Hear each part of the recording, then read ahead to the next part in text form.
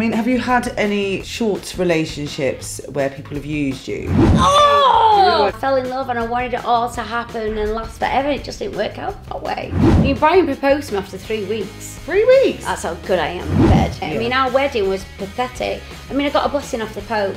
And Mariah Kerry sent us wedding pictures, like wedding frame pictures. I remember my mum sitting there once going, I want to die. She wanted to kill herself. So I went and got all the tablets, went, you do it. Do it. You go on Pornhub, men like a MILF. Young lads like a MILF, don't they? I am a MILF. Gone from being nothing to getting my clothes off a jumble sale to becoming a millionaire to going bankrupt.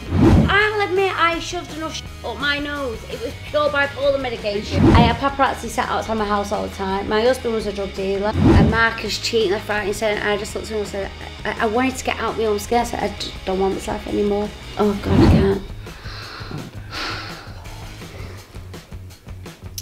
Next thing you know, these 3 blokes walked in with balaclavas. One had a butcher's hook. I can't even talk about him because it makes me feel sick. He's only got where he's got because he uses my f***ing name all the time. I don't want another failed marriage. No. But I still believe in a happy ever after. I'm packing, she's smiling. We are with the force of nature, Kerry, Katona. Many of you viewers know about my upbringing in Widnes, chemical manufacturing town. The neighbouring town is Warrington, which we call the Wires. Yeah. So whenever there was like a rugby league match, it would be full on running battles, the Wire.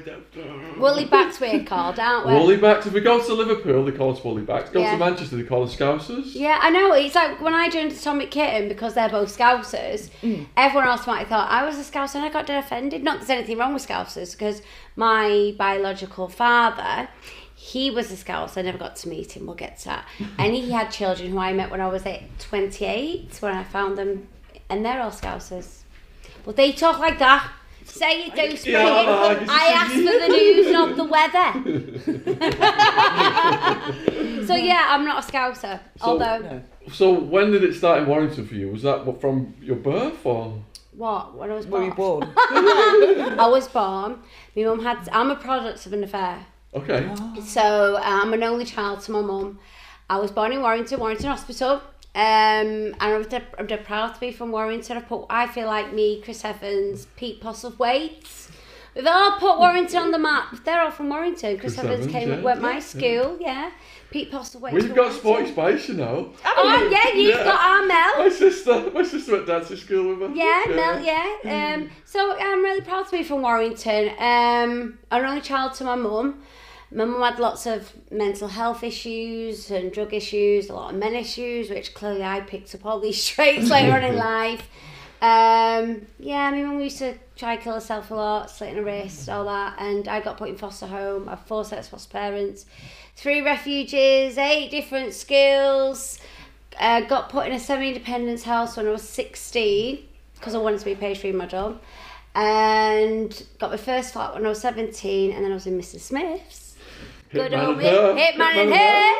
I was in Mr. Smith's and I got approached and then my life changed. Oh shit, that was on the first nightclubs me and Wildman used to go minesweeping, chatting up the birds in Warrington. Yeah, no, Mr. Smith's, he's gone now, hasn't it? It was a great club that was. It was on the TV. At night, yeah. Hitman and Her, like, Michaela Strachan and Pete Walkman. Were you a raver then? I've never been a raver. I've never been to rave. I've never been to Creamfield. Never done any of that. I've done loads of drugs. It's very well documented. But no, I've never done festivals, anything like that. But Mrs. Smith's I loved. Yeah. But you were a dancer? Not professionally. No. But I was a lap dancer. Oh, get in. I didn't know that. At the beginning of Atomic Kit. Yeah. I've just kind of gone back to my roots, really, haven't I, doing OnlyFans? So you've said a lot there. Let's go back. Where do you want to start? Let's just go back a bit. What was it like growing up? Well, I didn't really live with my mum growing up. I lived with my Nana Betty. My Nana Betty brought me up, and we lived in a council estate called Vulcan Close in Padgate, and it was bloody brilliant, and I loved it. You know what it's safe, like now, I won't let my DJ who's 8 go play out on the streets, even, and look where I live. But back then in the 80s, like in Vulcan, on this council estate, like when Princess Diana and Prince Charles got married, like they had a street party. And my godmother lived next door. You used to have microwave chips on the floor. you know, it was great and it felt dead safe. We got my clothes off a jumble sale. I'll never forget me now buying me these jumpers off this jumble. She bought me some shoes as well that gave me verrucas because we were dead skimp. And she bought me these jumpers off this jumble sale. And everybody, like some kids had like Reebok on their jumper. So I got some wool. I tried to sew in Reebok on my jumper. So I'm matching with the other kids. But it was just like a council estate. Did it look good, the Reebok? No, it looked shit. Yeah, it was. And then in the 80s as well, my mum was with another woman. I got beat up because of that. It's like that in the 80s though, wasn't it? It was really frowned upon. Especially in these northern towns, very racist. Yeah, very so I remember it was my birthday and I think I was living with my mum or my mum had a visitation with me at that time, I can't remember. But my auntie was also gay and I had this birthday party, I was only 9. And my mum, I invited like 10 people to my birthday party, you know, for like be there for 12 o'clock. I'm like, oh, you know, they'll be here in a minute. And no one turned up. Oh. I ended up opening past the parcel by myself. Oh, that's so Because sad. my mum was with a woman. Wow. No one's fault, it's just how fucked up society, can I swear on it? Yeah, Yeah. after the first 5 minutes. We'll have to swear. How fucked up society was back then, do you know what I mean? Yeah. I'm getting beat up from school and everything. So that followed you through school? No, I mean I was really popular in school, to be honest. I was dead cheeky. I'm a proper tomboy me as well. But even though I was a pretty girl in school, I was never up my own arse. You know, like I'd hang out with the swats and the smelly kids and you know, I had time for everybody. So yeah, but I loved high school. Never wanted to leave high school. What lessons were you good at? Drama, obviously. Obviously. I loved maths, although I can't do it now. But it was my teacher. I loved history. I loved RE, anything to do with biblical times. I love my documentaries. I love learning. I'm dyslexic as well, and ADHD, I'm sure you can tell. I'm bipolar. Oh, the list goes on. How long have we got? As long as you want. So I absolutely loved high school. I loved school, but my mum kept me out of school quite a lot to go cash a gyros and you know go do food shop for her at the age of 8 kind of thing. But school was my escapism. But I was a good kid. I was cheeky, but I wasn't a naughty child. And when you're in foster home, like you get a label as if you're some naughty kid, and I wasn't a naughty kid at all. But your teachers will look at you as, oh, you're in foster home, you are. And that wasn't the case, you know. My mum's fella stabbed her, told us it was Freddy Krueger, wanted to cut our tits and find out, put us in the fridge and chop us up. What? Yeah. So I got put in foster home, so it's like, it's not my fault. Can you give us that story in a bit more detail? Well, the book's out in October, so you just give me yours, so you can read mine. So I've actually just done my 3rd autobiography, my 3rd autobiography. 3rd! I'm 41, you just 3 autobiographies at 41. It's a trilogy, man. Is it, yeah? Not as good. Go back to, you said earlier that your mum was suicidal. Did you experience that firsthand, or was that you well, my shielded first from memories is my mum slit her wrist when I was 3. And you saw that, did you? So my mum was always trying to OD. So this is why I have Molly and Lily on my wrist. Because I remember going to Arizona to rehab after me and Brian split up. And I was doing loads of drugs and I was in a really bad place. And they'd get out, yeah. Because I used to tell my life story like it's a script. You know, so used to, humour's my defence mechanism. You know, I could walk in a room and be in a really bad situation with my mum and be able to handle the situation at such a young age because I've been in these situations since a child. And they get it out, yeah. And I remember thinking, if you know, back then it was called manic depressive. Now it's called bipolar. And I thought, well, if I'm manic depressive or if it's in my DNA or if it's genetic, I never want my kids, because a lot of my pain comes from my mum feeling worthless. I remember my mum sitting there once going, I want to die. She wanted to kill herself. So I went and got all the tablets, went, you do it. Do it. I think it must be about 15. And I made her take all the tablets. I rang an ambulance, went, right, I'm going back to my foster parents because I got my GCSEs tomorrow. So when your mum sits there wanting to kill themselves because she says she's got nothing to live for, it makes you feel worthless. So I never, ever wanted my kids ever to feel like I don't want them or I don't love them. So I thought, well, if I ever get to that point, I'd have to be really selfish because my mum's got marks all the way up her arm. I thought I'd have to be really, really selfish to cut through my kids' names. Yeah. So that's why they're there. I only had Molly and Lily at the time. So what age did you go into foster care? 13. 13. Yeah. So what was your mum's backstory? Why was my she mum like had that? a terrible life. You know, my mum had a really bad life, and she's just who she is. You know, she drinks every day. I had my first drug with my mum. I was 14. She told me it was sherbet. It was speed. when she was with a girlfriend. So I was in foster home, so I was only allowed to have supervised visits with my mum. But I snuck off to go and see, because she's my mum. My mum's my centre of my universe, you know what I mean? Even though I wasn't allowed to see her, I didn't live with her very often, but she was still my mum. And I snuck off to this pub to go and see her. And she went in the toilet with a girlfriend, Tina, at the time. I thought she's in there for ages. And I had this little pink top on. I used to have great tits. And I remember it said, handle with care. I was only 14, but I was really well developed. And she was in the toilet for ages. I thought, what's she's doing? I remember exactly what I was wearing. And I went in, she had this bag of white powder. I said, what's that? What are you doing? She went, like that. Put a finger in and rubbed it on my gum. She went, it it's tastes sherbet. like shit, doesn't it? And it was speed. So I didn't know any difference. So people think that I just fucked my life up because I was in the industry. I was doing drugs well before I got an atomic kitten, but I thought that was normal.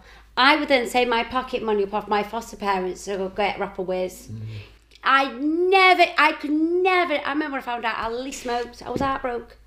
Smoking, like she's nearly 20. Do you know what I mean? And I was heartbroken. I could never, imagine me going, come on, Lily, do you want to fancy a line of coke? Do you know what I mean? But I did that with my mum. How did it make you feel when you were first taking it, the whiz? I thought it was great. I mean, let's look at me now. Can you imagine what I used to be like on fucking whiz? Seriously. I would be like a jack in a box, bouncing everywhere. I mean, I tell my life story within the first 3 minutes, you know what I mean? I look back, but I thought people who didn't... I remember going home to my foster parents, I'll never forget it. I remember laying there in bed going... couldn't go to sleep or anything. I was like, oh my God, what? My room was dead tired. I thought, this is fucking great, this. Couldn't stop cleaning. Foster parents like, you're very tired. Like, yeah, no, it's great, isn't it? Yeah, so that was the first time I ever touched drugs. That. And did your foster parents have a clue what you were doing? No. Well, I was hyper. I'm ADHD anyway. I'm hyper anyway. Do you know what I mean? But no, they didn't have a clue. No one knew until it came out in the papers. But I think all the press kind of knew what I was up to. It was all very an unkept secret. They just had no proof until they filmed it. What about ecstasy? Yeah, I'd done loads of pills.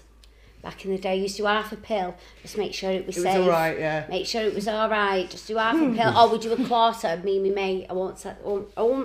I could put so many people I know, but I won't do.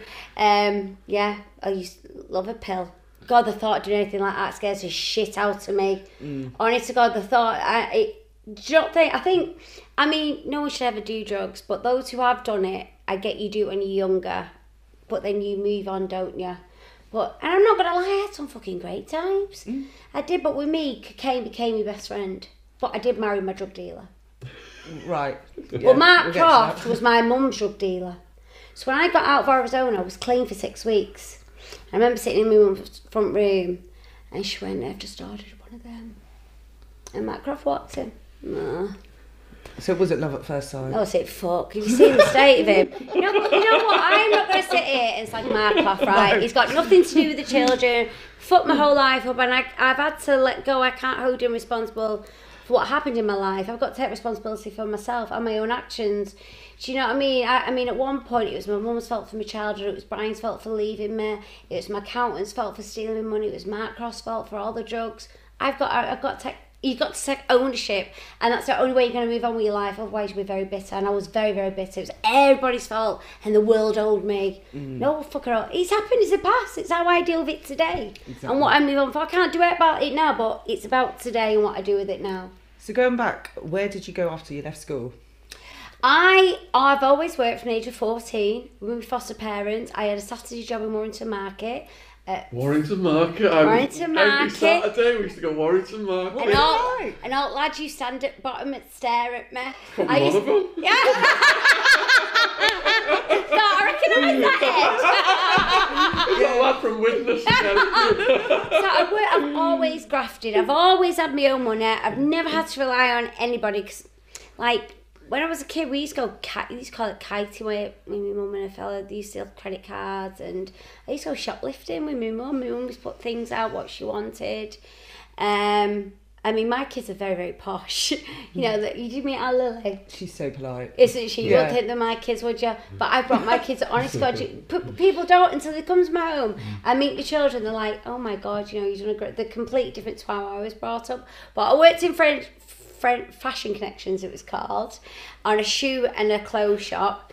And then on a Saturday night I go to World. Do you remember the World? World. In Warrington. I worked at Top Man and Next Did you? and Burton's in Warrington. I worked at JD. No. On the corner. I did. And We got a cross paths. Yeah, but I've always worked. I worked at Fashion Connections at the age of 14, every Saturday, and then on a Saturday night I got a job underage working at World Glass Collecting. Did you lie about your age then, obviously?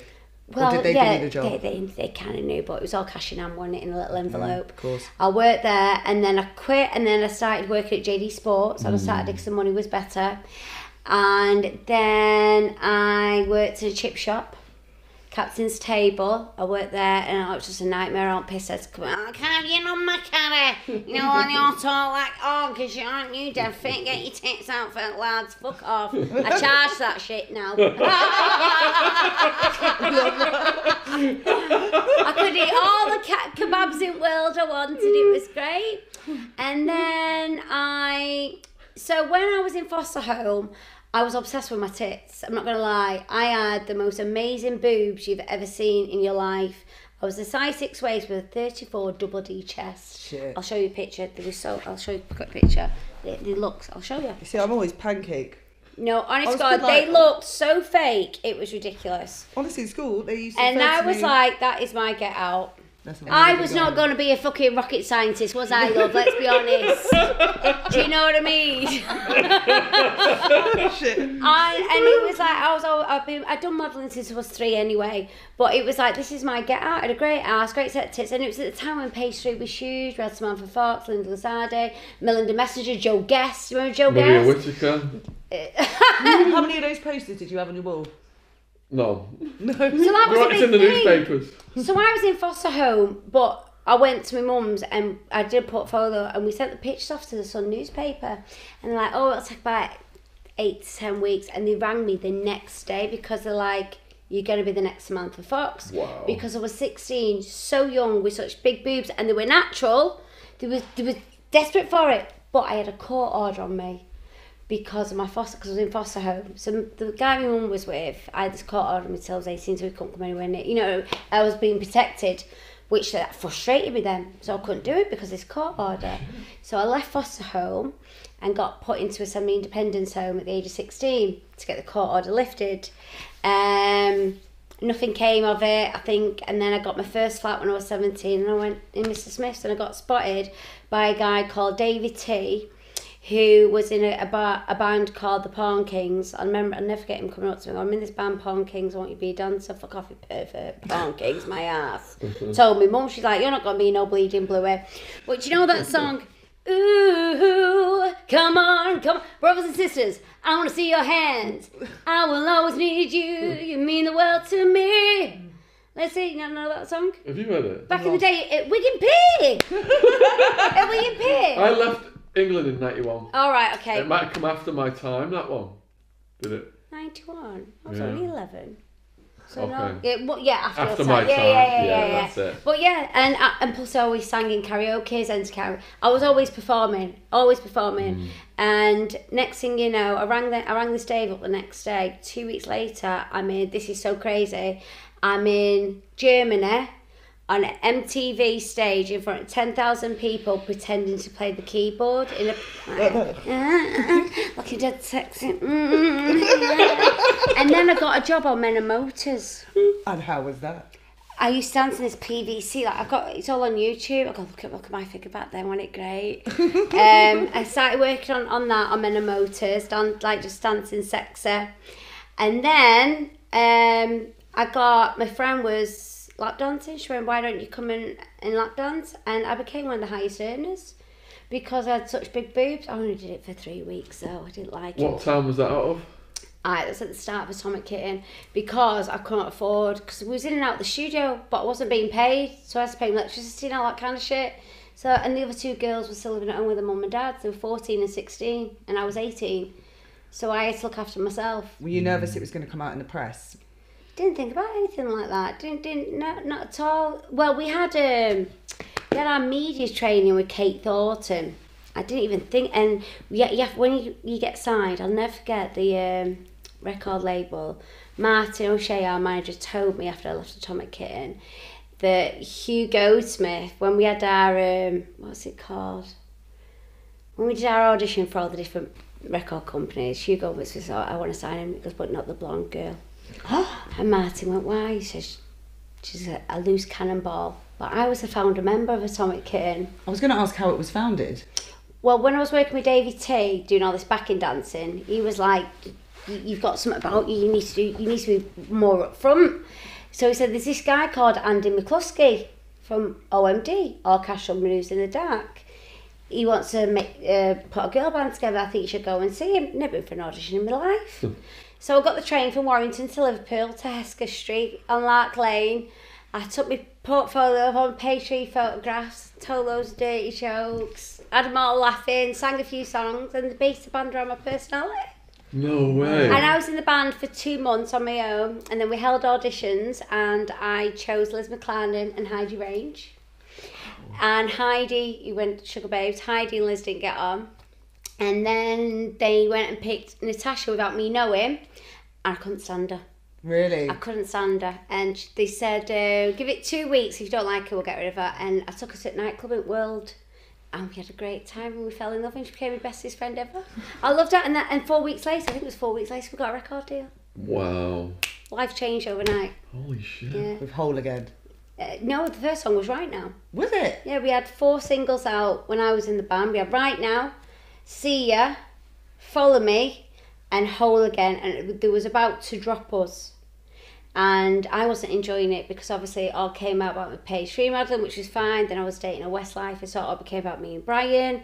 And then we do photo shoots as the 3 of us, and I'll never forget, we did a photo shoot for The Sun with Beverly Goodway, who I sent my page 3 photographs off to.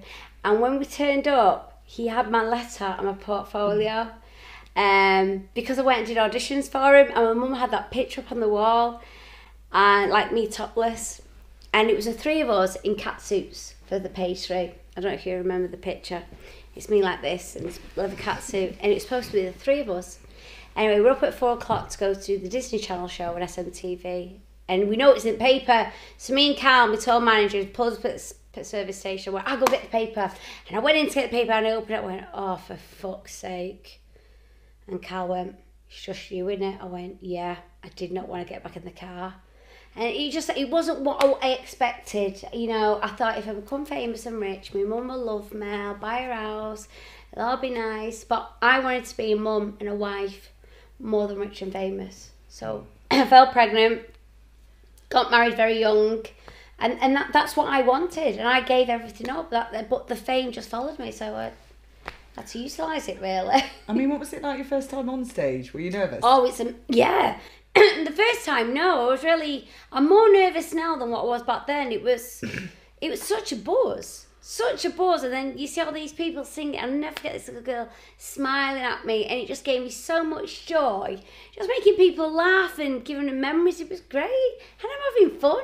You know, it's every kid's dream. You know, you have a hairbrush in your bathroom, in your bedroom. Yeah, Shaun used to do it. You know, and there I am doing it, and it was amazing. It was just unbelievable. I mean, to come from where I come from, and I did it on my own because, you know, Tash and Liz, they had the parents. I really did it all by myself. Well done. You know, and I'm so proud of it. You know, looking back on it now, as I'm saying it, it's like I really did it. I remember when we got the record deal.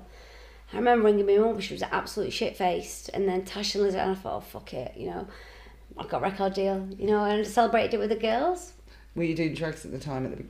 God, yeah. Not all the time. I was doing drugs loads of times, but not all the way through, if that makes sense. The drugs really for me was when I moved back to England, when I split up with Brian. That's when the drugs, in Atomic Kitten, there was, people say there's loads of drugs. I never really experienced that side of it. I got my drugs from Warrington.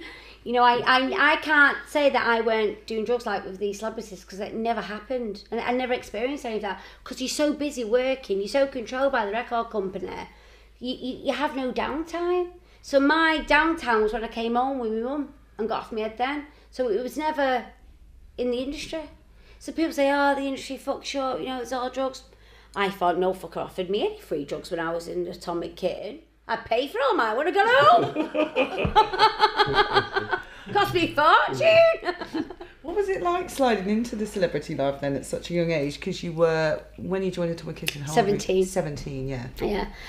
Well, the other two girls were quite nervous and a bit more laid back, where I was very loud and bold. And I remember seeing Tom Jones, and never met me before in my life. And I went, Tom! We was doing Pepsi chart shows together. And he went, oh, it's Atomic Kitten. And I went, catch me. He went, what? I said, catch me. And he just went... And I ran up to him and jumped on him. Hey! Funny enough, he liked me after that. I think because in my eyes, they were never no different to me. I think I get more starstruck now than... I mean, yesterday I was at the football with James Corden. I'm like, oh my God, so James Corden yesterday. Oh, it's amazing. Yeah, but back then when I was younger, I think you just have more energy about you, don't you? You have more... Less fear. It's like, I know where I've come from and I'll never change. I'm down to earth. You're no different than me. I'm no different than you. We all fart, shit and burp. Although because I'm a C-lister, my farts do smell a little bit nicer, I have to say. But I've never, and I think you've got no right to talk to me like a piece of shit, because I'm not. And there was a bit of a change. You see these celebrities talking to makeup artists and runners. I think, and I think that's why I've still got a career, because I've always been nice to everybody. That's what's interesting about you, is how you've kept your ego in check. Because people get fame and it goes. Oh, I've got imposter syndrome, massively imposter syndrome. Oh my God, like we're in the papers today because we're at West Ham with our James Corden. Like, oh my God, can we? Oh my God, let's meet the picture of James Corden. Oh my God, and it's like I forget that I've been around for 1,000,001 years. And I forget that, but I'm so grateful, I'm so blessed, I'm so appreciative. And when I get to ask to do these reality shows, it's not about them, I think, what a great memory. When I lie on my deathbed, I'm going to go, wow, I did that. I'd rather have a regret doing it and thinking, fuck, this is hard, than have a regret not giving it a go. Like doing SAS, the jungle, and all that kind of shit. I gave it a go. Yeah, so, isn't that awesome? So in the beginning, people coming up to you, recognising you. Hated it. Hated that messed my head up. Did you? Love it. Back then it really messed my head up. That's why I had to start having a drink before I went out. So you never got a break from, when you're in a girl band, it's really hard work. People don't understand. You don't have any sleep. I remember we did a South East age store. We all ended up in hospital on trips. So we're doing the big breakfast and we was Johnny's Angels. So we're on telly every day. It was on for a week. And then we don't get to see the other side of it because you're there, hotel, performance, photo shoot. You don't get to mingle. It's work. And I remember we had like a couple of days off. I finally got to go home. I was like, oh, come on, let's go out like he always used to. And I went in the world. And my God, I had 2 drinks, went home, went never again. I had people go, oh my God, I know your dad to do, because I don't. Oh, I know your sister. That's funny, I'm an only child. Oh, she slept with my boyfriend. Have you seen fucking State of You? Why would I sleep with him? And look at you. Do you know what I mean? It was so messed up, and people, and the way I hated it. I absolutely hated it. Did your friends start to behave differently towards you as well? Yeah, I'll never forget my ex-boyfriend, Carl, we're still really good friends. I remember we got all these free CDs from Virgin Records.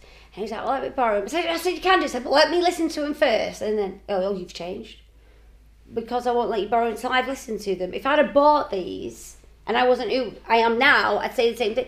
So you see people changing differently. I had so many hangers on, and that was awful. People asking for money.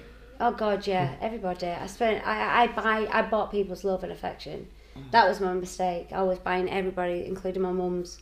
Everybody, I bought everybody's love. It was to prove that I hadn't changed, and that's why I was doing drugs. Oh yeah, let's get some coke, because I've not changed. Down to earth. Yeah, I'm down to earth. I'm still me. Do you know what I mean? It's really, yeah. Have you got friends from childhood who've stuck with you and been completely normal? Not one. No, none of them. Apart from Dawn and Leslie, who my mum's friends, but they're my friends. But no, not one of them. No. Sad. But it's sad, isn't it? Not one person. My friends is Ryan, my fiance, my kids, and Danielle Brown. Oh my goodness. Yeah, it's a very, and I'm Pika. I'm very, very small. I've got I don't go out socialising. This is a work. I'm constantly working, constantly earning. I've come back up on top. That doesn't mean I'm going to take my foot off the pedal. No. I've got to keep grafting because I've lost it. I've been bankrupt twice. I've gone from being nothing to getting my clothes off a jumble sale to becoming a millionaire to going bankrupt. bankrupt again to becoming a millionaire. What again. years were the bankruptcies? 2000, I want to say 2008, the first one, 2009 maybe, second one 2015, and I've been out of it now for 8 years, so that's all done dusted, and become a millionaire again. Who the fuck does that? That was amazing. Who does that? You sound like an extreme workaholic. I am. You sound like you. What about the crazy after parties and stuff? Did you engage in any of that?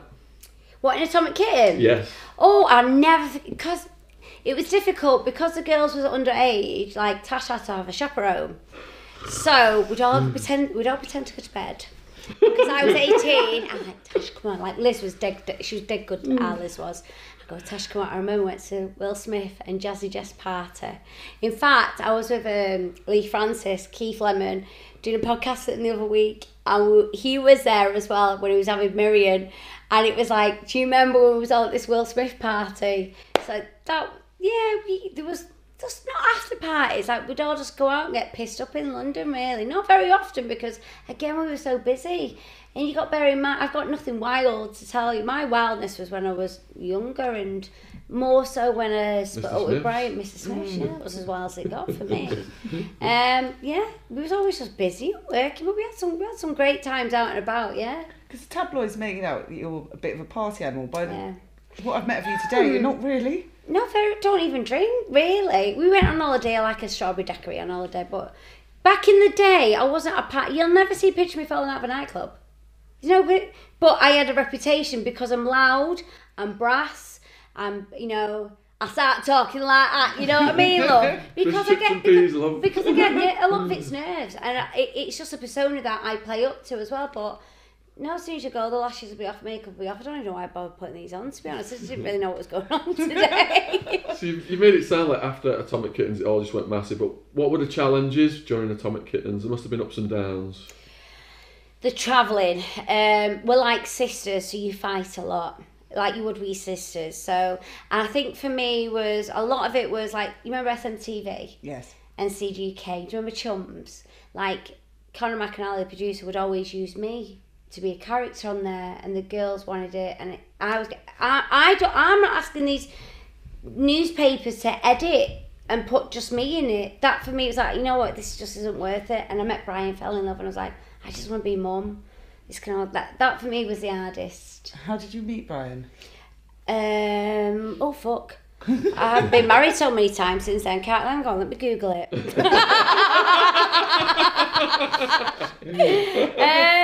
We was at Smash Hits. That was it. I think it was in Brighton. So, in our car, in the Chrysler, in our pickup, Carl would be driving, or Helen it was at the time. Liz would have her chair, Tash would have her chair, and I'd have the whole back seat.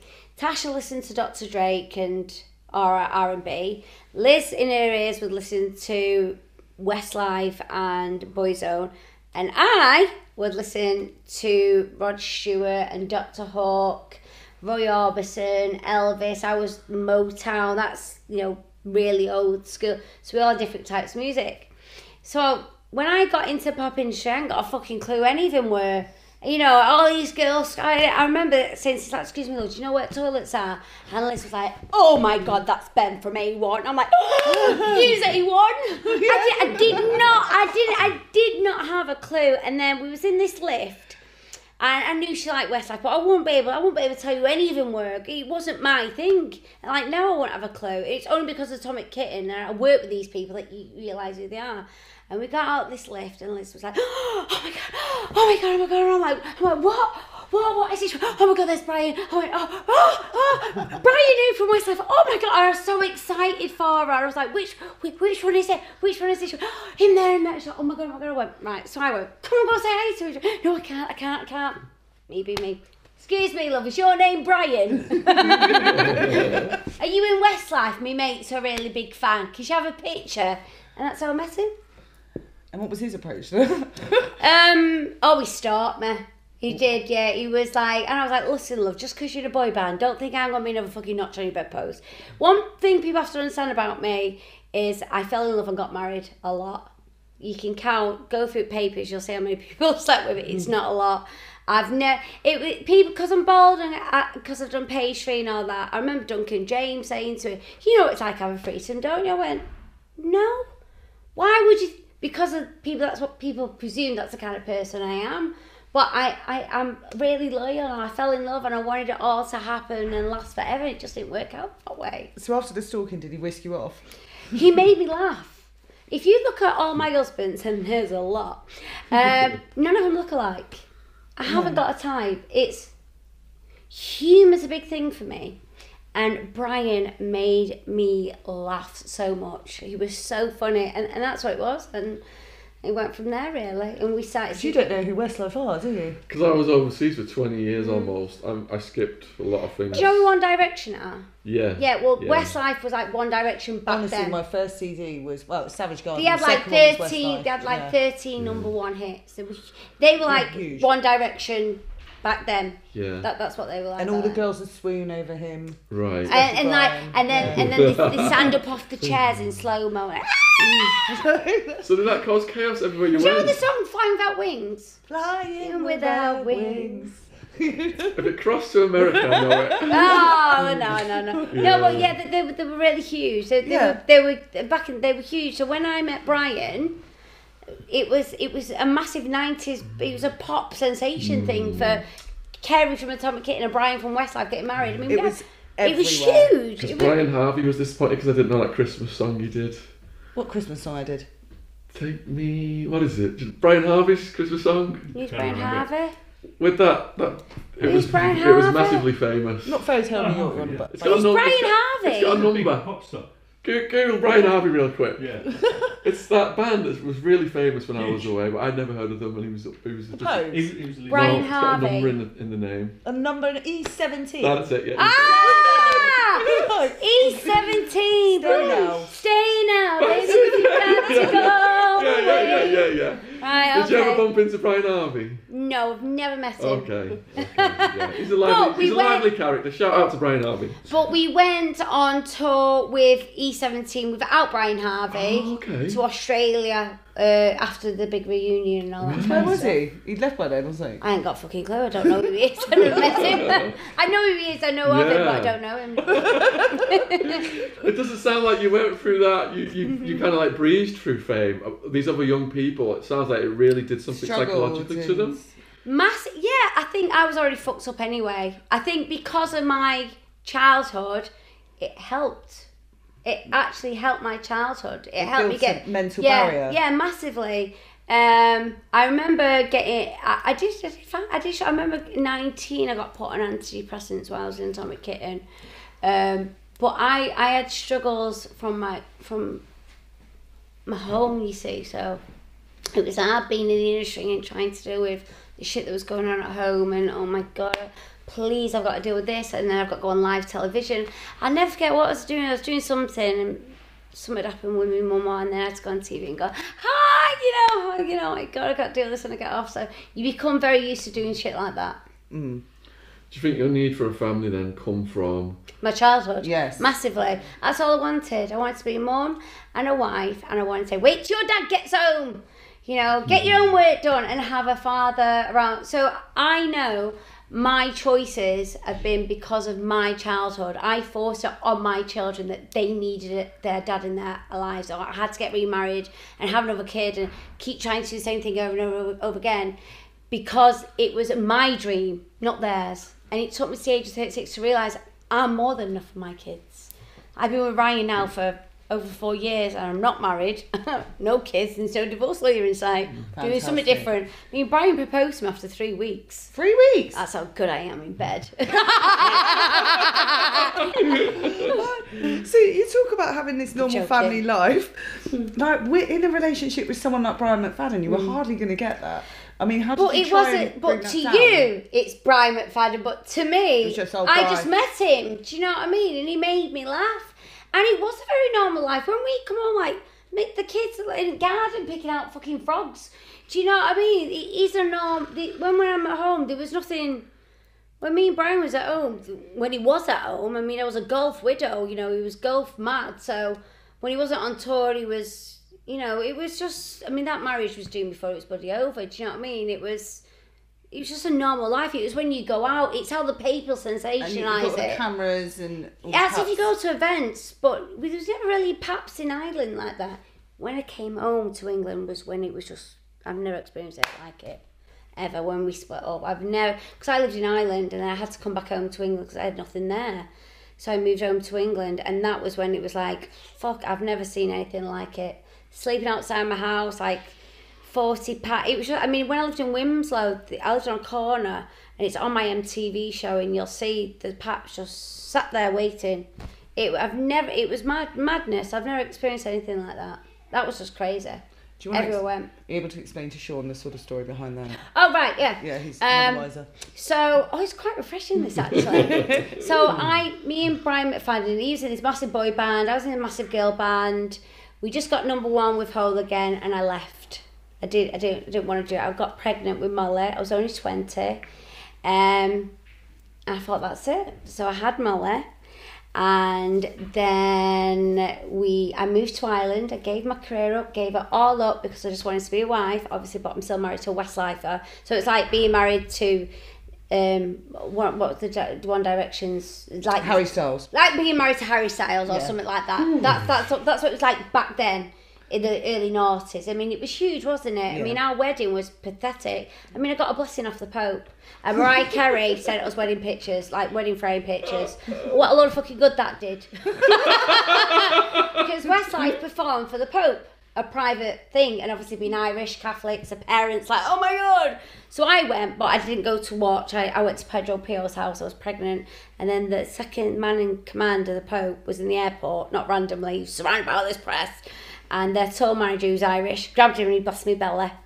And then as we stood at the altar, he goes, and we've got a blessing from the Pope himself. Like I say, a lot of fucking good that did. That's why I'm not a Catholic. But he had a stag do, Brian. See where this is going? So 4 months before we got married, he had a stag do. No, a month before. And 4 months after we were married, I was doing a TV show called Eliminate. I was in the Bahamas or Barbados filming. I had his mum with me, I had my mum with me, I had Molly with me. And my friend was flying out, we're flying to Vegas after I was doing this film I was doing. And as I rang, she went, are you all right? I was like, yeah, well, what's she goes, the papers. And Brian said, what? I said, let me go. That's all she said. I rang her up. And she went, I'm so sorry. I said, what's happened? And he slept with a girl and he paid her 15 grand, keep her mouth shut. I thought, fucking hell, I can blow job. I only get a pair of new shoes. She gets 15 grand, do you know what I mean? And I was absolutely devastated. And the way he made it out to me was like I was one going crazy and he was denying it. Anyway, it came out and it was all true. But I was like, why did you make her sign something? You shouldn't have done that. And so that was evidence of yeah. it. Anyway, I got compassionate leave for 48 hours. So I flew from the Bahamas or Barbados, I think it was the Bahamas, to Manchester, got picked up by their tour manager because I was on tour, and drove to Newcastle. I was absolutely shattered to talk, and he was in concert, and Lou Walsh is going to me, whatever you do, Kerry, just don't hit him in the face because the Americans are here, we're trying to get this deal. Hit him in the fucking face, Louis! And you knew about this. And none of it, all the Westlife boys were dead scared. And it was so funny because we had, on the way down, I had a great laugh with Paul Higgins. He was also One Direction's tour manager. So Paul Higgins is a huge tour manager in the industry. And we're having a laugh down, and he was like, Kerry, just don't hit him or anything. I said, hit him. I said, wait till I get there. And as he checked me into my room, I shit you not, it was a baseball theme room. So I had all baseball bats all over. I mean, Paul but even though I was heartbroken, we couldn't help but laugh because Brian's on stage at this point, still not seeing him. And I've walked in, it's like it was a baseball theme. It was like the hotel people knew what I was going to do. They were helping me. They were like, what a twat. You get him, Kerry. And for me, obviously he wanted to save the marriage, but I remember saying to him, I'm so laid back. I love girls screaming at you. It's a turn on when someone's successful like that. And it was so nice to see. And I never wanted to know where he was or anything like that. We spoke all the time on the phone. I said, I'm going to resent you because I'm going to want to know who you're with, who you're texting, where you got, and that's not me. And I'm going to hate, and that's basically what happened. And he just ruined it in the end. And then he met Delta Goodra. Yes, yeah. Yeah, and I just knew. Do you know who she is? She's Australia's sweetheart. She was in Neighbours. She's huge now. She's absolutely dropped dead God. I mean, I'd leave me for her too. Honestly, when I met her, it was heartbreaking. There was holding hands. I was devastated. I just knew. But I knew. I knew anyway. And that was that. But it wasn't meant to be, because look all these kids have got now. Exactly. So did you have a big conversation with him? No, he rang me up and told me on the phone he wanted a divorce. Oh, he couldn't even face you then? No, see, me and Brian would speak about 11 times a day on the phone, all the time, and I was filming a TV show in England called A Little Help for My Friends. Brian left Westlife, and when he was leaving, it was on Sky News, so they had a big press call. That's how big Westlife were, right? I'm still like crying. It was huge, like people wanted, there were suicide lines, all kinds of shit. It's like when Robbie left Take That. That's how big they were. It was ridiculous. You know, and I remember him saying, I'm leaving, I want to spend more time with my wife and my kids. We got pregnant with Lily. I was like, I don't even know what to be married to, let alone have another baby. But that's Lily you met, thank God I kept her. Lovely. Yeah, and he was leaving Westlife to spend more time with his family. As soon as the press call was over, he went straight to the studio to record his solo album. I never saw him really. And then, he was doing a duet with Delta on it.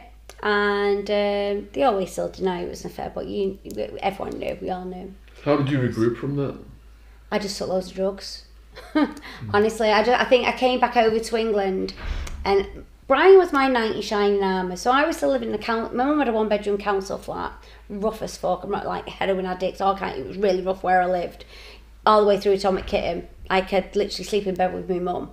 Because I had nowhere, and when I met Brian, I got pregnant. That was it. I was moving to Ireland, so I bought my mum a terrace house. So he was my knight in shining armour. He got me away from my mum, and I love my mum. I love my mum to bits. Got me away from my mum, got me away from all the drugs, and that was it. But then when I had to come back, you lie down with dogs, especially dirty ones. What you're gonna get? Fleas. Exactly. That's what you're going to get. And so rather than, and I'll never forget being in my mum's, and the amount of paparazzi was outside my mum's house on, like, it's like a Coronation Street. You know what the house is like not round here, but in Warrington, that's what it was like. And I just remember going, and my mum was like, oh my God, I can't handle this. And I was like, you all right? So no one's like going, Kerry, are you all right?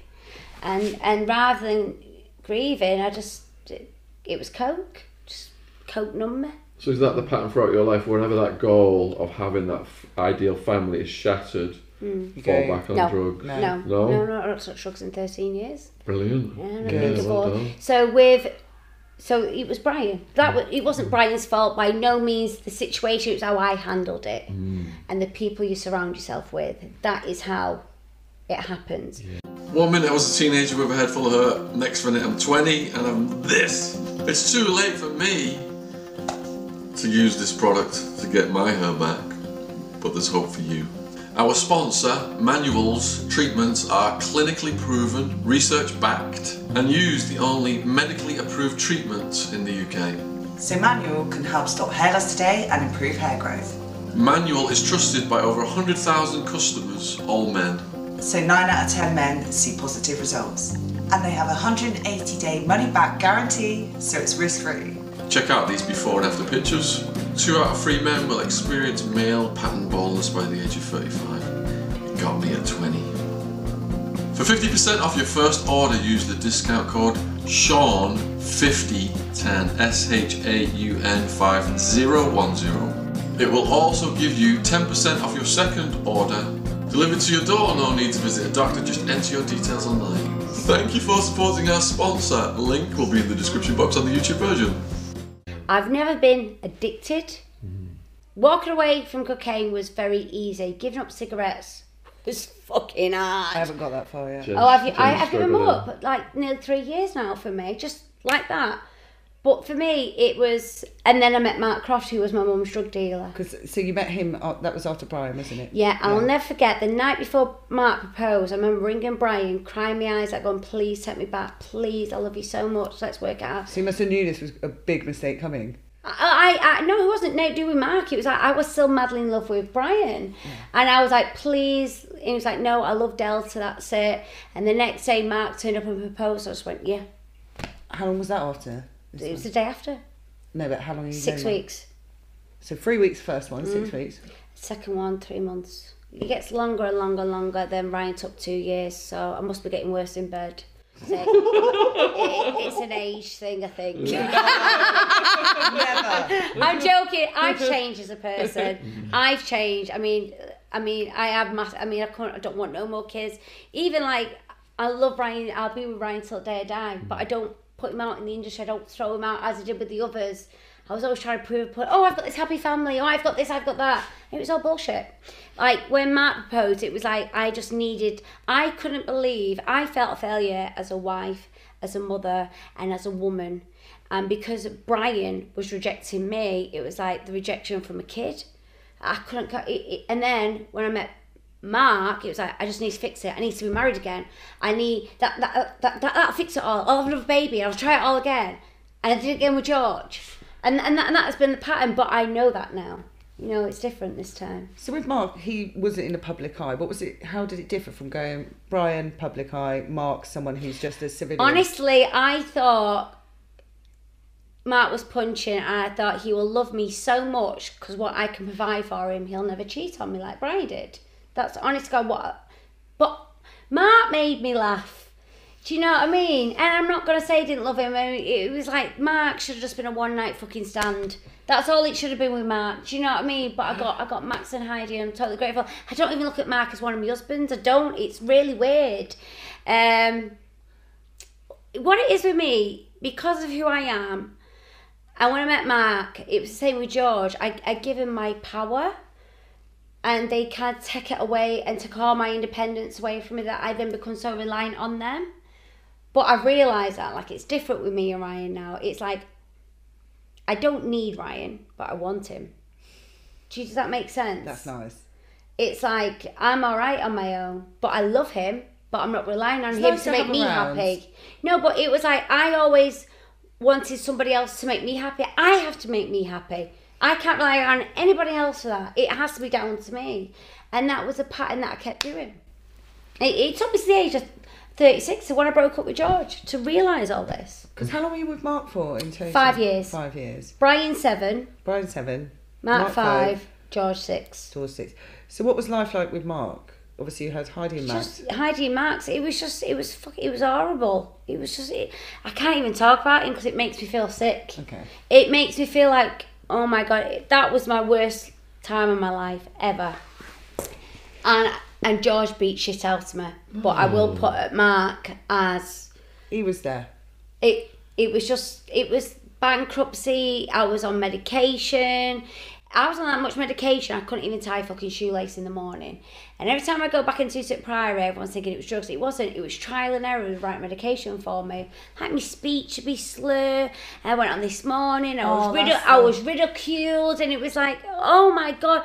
I'll admit I shoved enough shit up my nose. It was pure bipolar medication. They shouldn't have let you on this morning. But there was nothing, when you say that annoys me because there was nothing wrong with me. It was just a side effect from my medication. That's all that was. My speech was slur. I didn't speak to anybody before I went on. And in my head, I was fine. And I was fine. It was just a side effect. Say you get a stomachache from, or you get the shits, or you get headaches from taking... Mine was... Because my dose was so high, it made your speech slur. In fact, I had a drug test, I had an alcoholic test, just to prove to everybody that's what it was. I even went for speech therapy, and she said, you've got a lazy tongue. I said, well, I'll make a shit lesbian then. But honestly, I went to all those lengths to say, look, I've got no reason to lie, but I was absolutely ridiculed. You need to stop smoking, young lady. Oh, I know. I was exactly the same. And the reason why I stopped, my mum smokes Rollies, right? And I go, she doesn't anymore. She quit after a heart attack, and she's on a vape. And I go around mum's, and she coughs. I think, oh my God, I just don't want to be like that. I don't want to be like that. And I was on Super King of menthol. Ooh. Big fuck off cigarettes. They're like snooker cues. From the age of 14. And I got up, it was New Year's 2020. I had one left in my packet. I went to the back garden because that's how classy I am. I smoked it, flicked it, went, I'm done. I've not touched one since. Not even a puff of one. Wow. 3 years in January. Just stopped like that. I feel like a superhero. I really, really do. Yeah. To have, because it's like a little hijacker in your head, isn't it?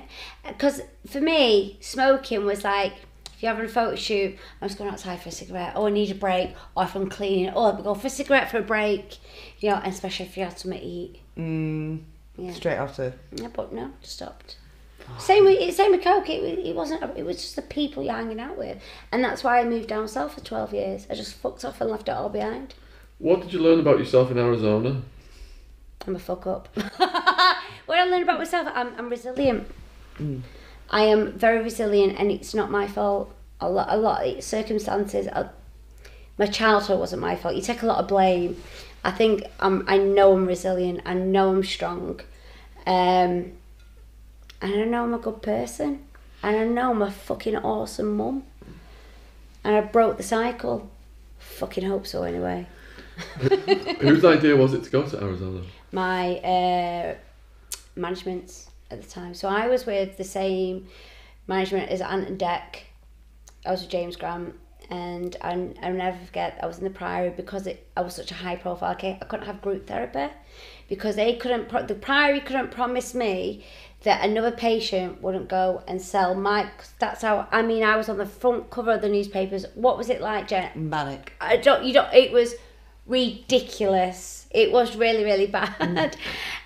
So they couldn't promise me that there's like perhaps out the Priory and everything. So they shipped me off to America, and I remember being in first class. The stewardess came and she said, "Would you like it?" I said, "Can I have a bottle of champagne, please?" "You going anywhere nice?" I went, "Yeah, rehab." And got off the plane like that, looking out. Yeah. What was it like going in there? The conditions and everything inside? I remember being absolutely heartbroken. I couldn't believe, because in my eyes, I always thought people who go to rehab are like, I'm sorry to say, dirty little smackheads. That's what I had in my head. That's what I thought that was all about. So the first 4 days, I'd done that much drugs, I was still, and drink, I was the DTs, and I was so heartbroken. I felt so ashamed on my children. I just thought, how have I got here? My kids are so young, they haven't got a clue. My kids have never witnessed anything. I sat my kids down and told them that Mummy's done this, Mummy's done that. There's a show coming out. You're going to see it all. I've been open and honest with all my kids. Even I'm so open about it in front of my 8-year-old. I'd rather them all know, because they're going to hear it off somebody else. And I remember crying so much and just thinking, I can't believe I've got here. And I've got 6 weeks to go, and I couldn't wait to get out. And then when it gets to the end, you don't want to go home. I thought, I'm scared about going home. I don't, because you're in a safe environment, and I knew my mum was my problem. Like, my mum would ring up and she'd be off her head. But I'm in rehab, and leave it. It's a safe environment, and then when you go to leave, it's like, shit, how do I deal with the outside world now? What was the routine in there? It was co-ed as well, so it shocked me. I didn't realise how much money is in rehab. There was a judge in there, there's lawyers in there, there's so well-to-do people, and I was blown away. I thought, fucking hell, I felt like the little scumbag. It was like sex addicts, gambling. There was stuff I didn't even know, codependency. It was like being in high school and going from one lesson to another lesson to another lesson. That was what it was like, and I loved it, and I'd go back tomorrow, No, see, people think going to rehab is all about drugs, and it really isn't. It really, really isn't. There's so many. I'd go back there now just to reconnect with myself on a spiritual level. It's bigger than that. It really is, and I think the stigma around that, around rehabilitation centres, is wrong. Yes. And that's why I go do speeches in there and do talks and stuff, because I think it's amazing. I learned so much more about myself than just about the drugs. Do you know what I mean? For me, it wasn't the drugs. It was more of what was going on in my head. Did you make friends with people in there? Yeah, loads. There's loads of people in there. They're all great. And what I learned a lot, I was so embarrassed about my situation. Like, you don't ever want to talk about it. But then when I started doing group therapy, that's where I flourished, and that's where I got the most help from. Because hearing other people's stories makes you feel like you're not on your own, and that's why I'm so open and honest, and I'll talk about anything and everything, because there was nobody in the industry at the time talking about all that kind of stuff. So I had to get through it on my own. So I like to think that I'd like to be some kind of beacon of hope for other people, that if car crash, kebab eating, Kerry Katona can get through it, anybody can. When you got out, how hard was it to maintain discipline? Really fucking hard. What was the first Because temptation? you're straight back where you left off. That's why I had to move and leave. I only moved back here in June. and I'm a different person, and I've struggled, not with the drugs, I've struggled with PTSD, like my anxiety since I've moved back up. So I had to eventually move, like when I first came out, it was really difficult, like mates wanting to go out, we went karaoke and I'm drinking fucking herbal tea. It was really, really difficult. 6 weeks I lasted. And was there a lot of peer pressure? Only from my mum. Like I say, 6 weeks clean, and my mum just went, I've ordered one of them. And Mark Croft walked in back, because he was a taxi driver and used to sell his drugs from his taxi. And that's how I met Mark Croft. And that's how I got 2 amazing kids. Positive. Got to look at the other side. What was it that made you kick it all completely? Boot camp for me. It was a boot. I had an affair behind Mark. Best thing ever did. It really was. I'm the most loyal person in the world. Like, Mark was cheating left, right and centre. There was videos of him with his hands down girls' knickers while I'm filming the Iceland adverts. No one would let me see the nutpaper. I had to do a 16-hour day of going, that's why mums go to Iceland. Prawn ring, £1. Knowing that this story was all in the papers, all on front page. There was nothing I could do. And I ended up going into bankruptcy. Mark had me off, and my accountant stole my money. So I was a millionaire. I had Porsches, Lamborghinis, Aston Martin. I was minted. My kids in private school. I had a tax bill for 82 grand or 86, which was pennies to me.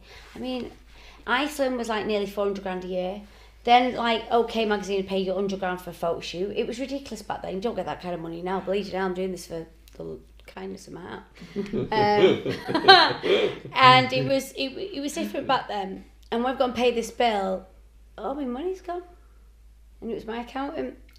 Anyway, yeah, so I went around, kicked his door down, punched him in the face, threw coffee at him. I got arrested, got put in the cells. Oh, shit. Been arrested 3 times, not proud of it. They put me in the cells, and I remember sitting in the cells going, I can't believe this is happening to me. I was like, I can't believe that this shit is actually happening to me. Anyway, he got raided. He found a box in his ceiling of Company House, KK Media, KK Hayek, all this TSB, all in my name, and all my money just gone like that. Were you able to get it back? I lost everything. That's why I went into bankruptcy. Lost everything. He did time.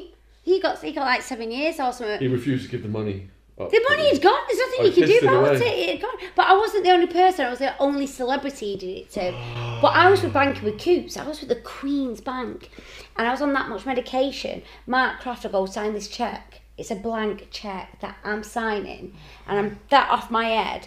And I remember Nick and Eva Speakman witnessed all this. You know the Speakmans? Yes. They witnessed all this, and Nick told me that he said to Mark Croft, what was all these blank cheques for? And he went, well, I'm putting it in a safety net because this fame bubble won't last for long. I lost everything. And I was living in a £2 million house. It was I had my own house. I had a few houses, I had cars, my kids went private school, and I got offered to go to boot camp down south called G.I. Jane Boot Camp for Close Magazine for 2 weeks. See how much weight I've lost. It's like 20 grand they were paying me. Needed the money. That's why I went. And it turned out to be so much more than that. I remember sitting with my mum. My mum used to have this tray. We used to this Coke on tray anyway. My driver turned up. I took this line of Coke. I sat there and I went, I don't want this life no more. There was no buzz in it for me anymore. I was just doing it for the sake of doing it.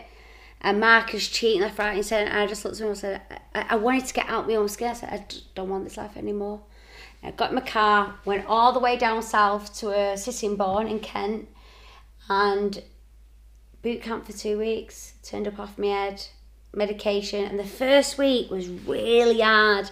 And the second week, it was like going Specsavers and putting glasses on and being able to see clear, and like Mark Croft. And I was like, exercise.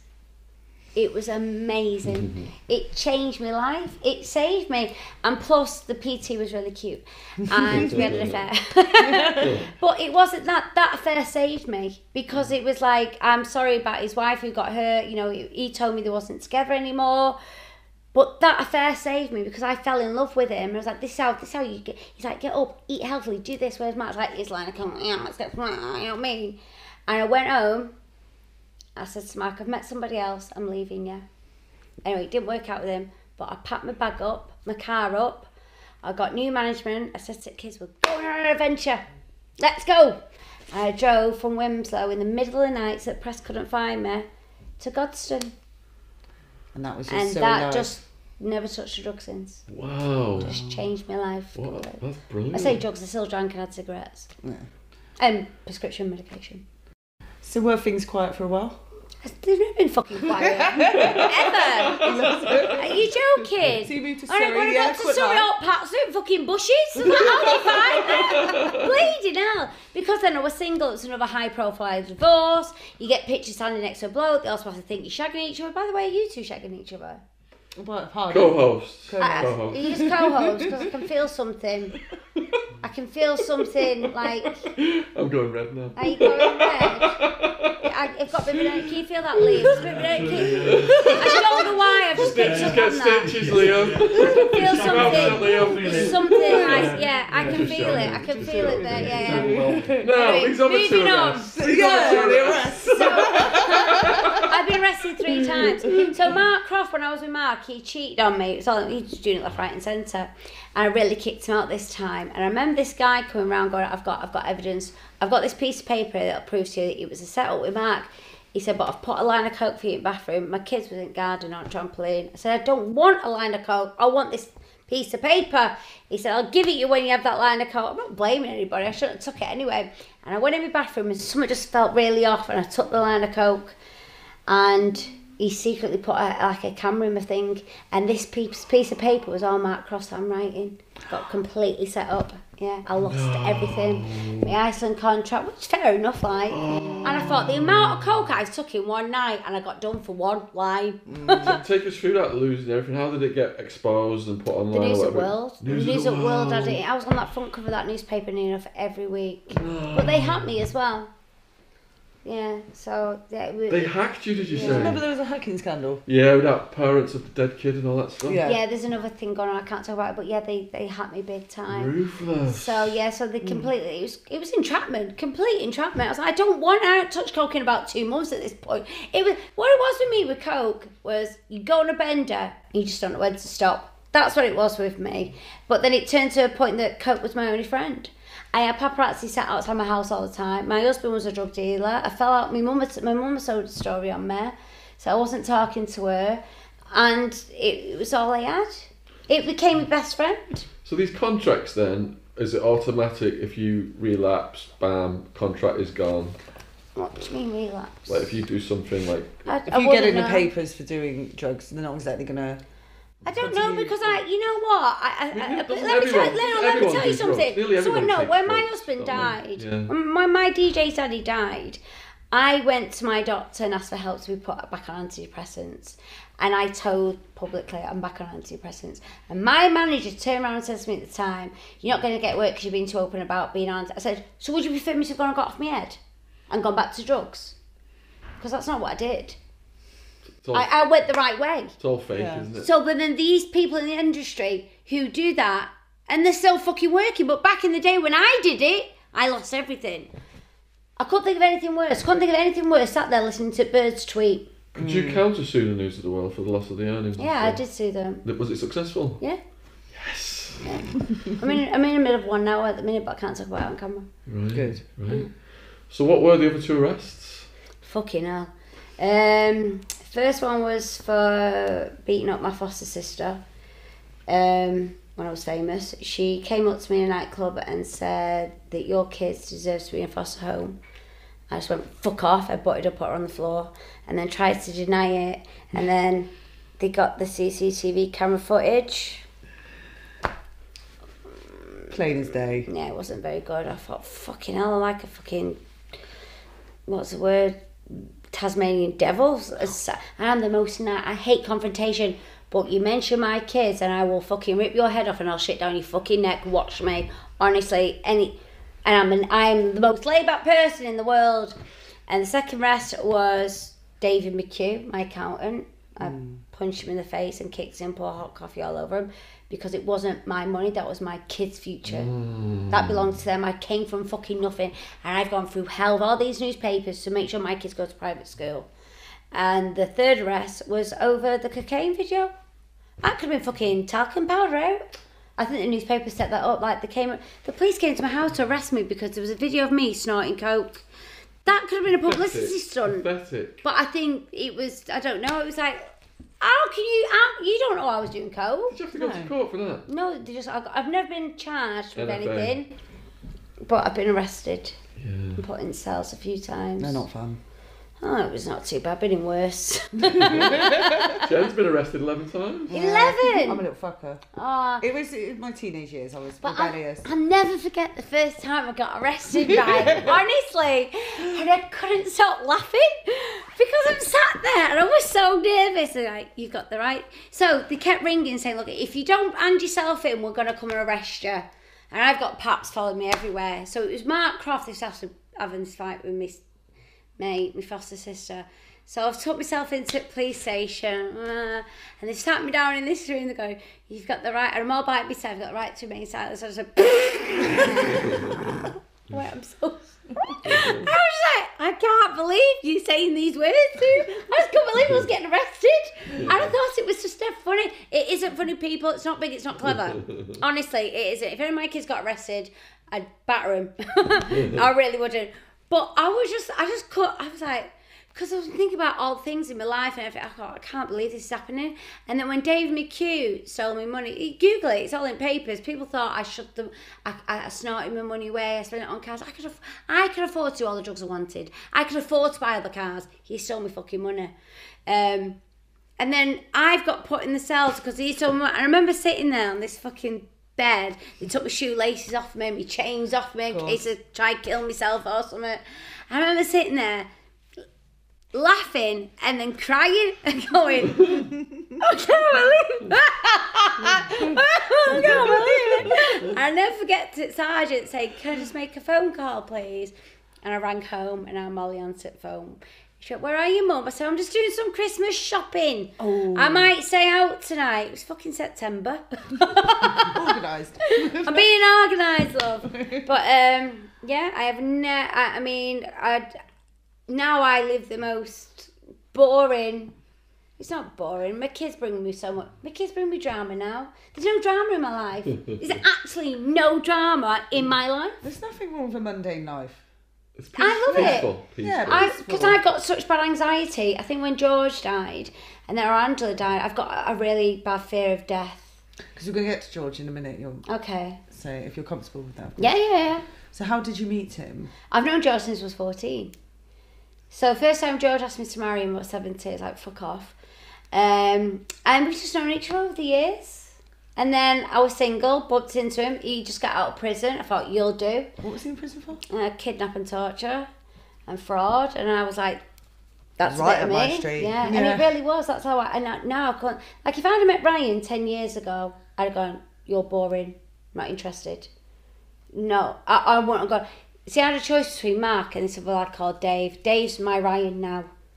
And because Mark was a drug dealer and a bit of a naughty boy, I couldn't think of anything worse. But because how George was, and he was drop dead gorgeous, and that was it, we always kind of fancied each other, and nothing ever happened since we were kids, and it happened, yeah. So you bumped into each other, went from there. Yeah. How long before the engagement on this one? I think it was like 3 months, something like that.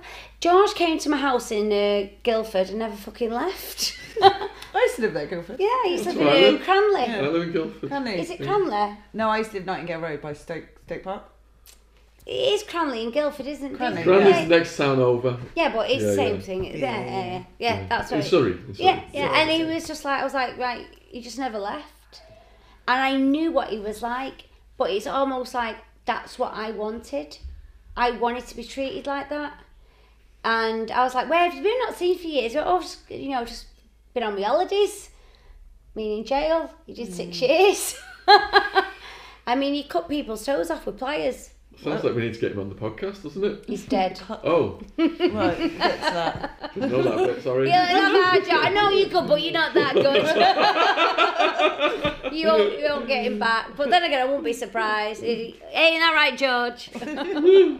So what was life like with him? You moved into your house in Cranley.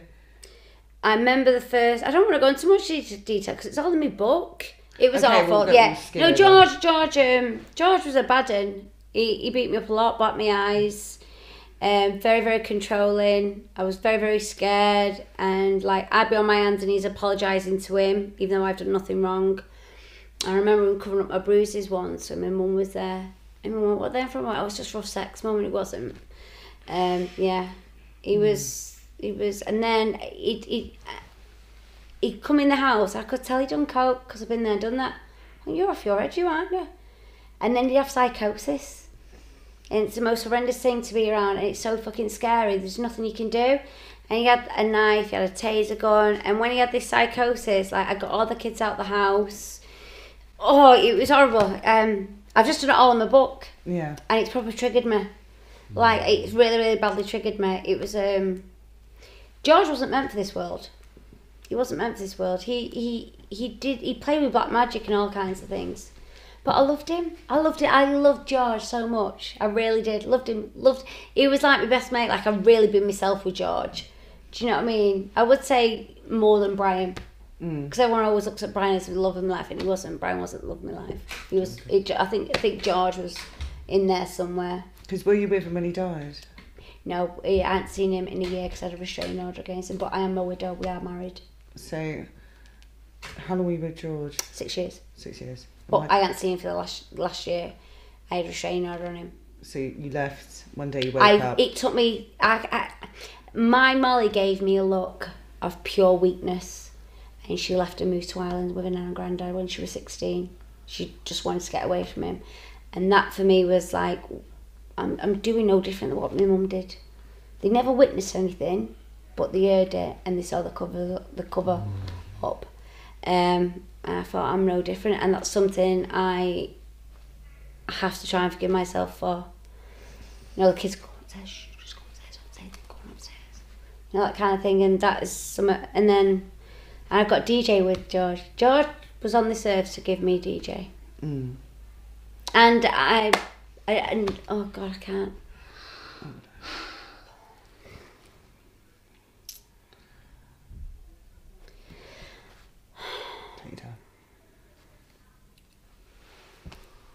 Just angry at him for leaving DJ. Because she's ace. She's a little shit really, but yeah. I never wanted him to die the way he did. Are you able to tell Shaun how he died? Drug overdose. By himself. Asking for friends in a hotel. And what I don't understand is they had a what's it called? An inquest. And why the papers had to print word for word. Like, DJ's going to grow up one day reading that, and that just kills me. But I will stand on Georgie's grave and stand by him not seeing his little girl and me handing her over. I stand by that today. Because he was so unstable, he would have done something to her and him just to hurt me. And I will stand on his grave to this day and know I've done the right thing. But you do have that. I mean, I didn't go to the funeral. I went to Chapel at Rest to see him. I was so angry at him.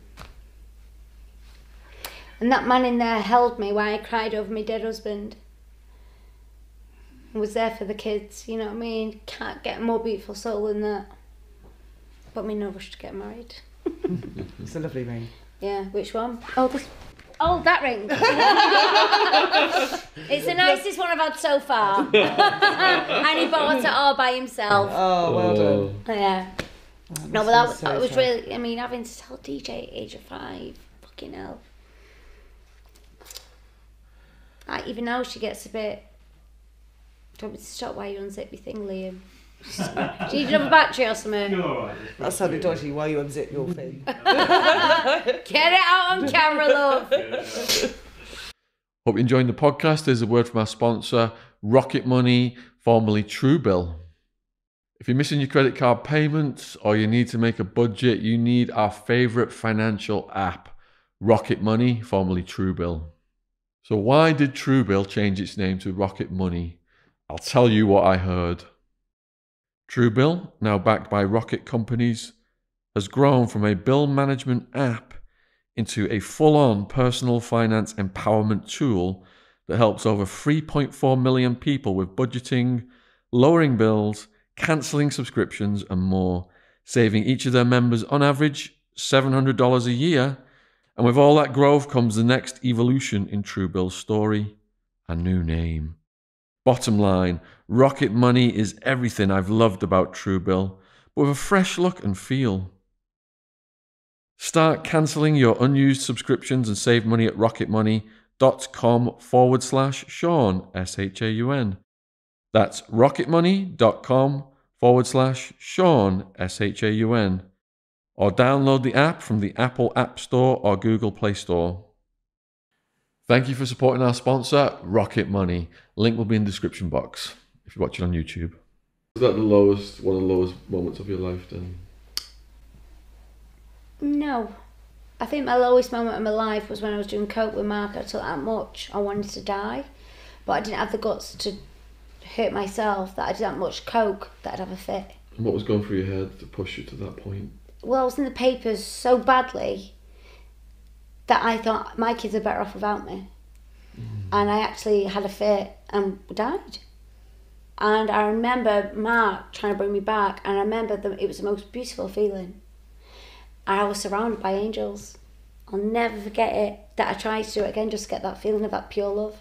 Wow. Yeah.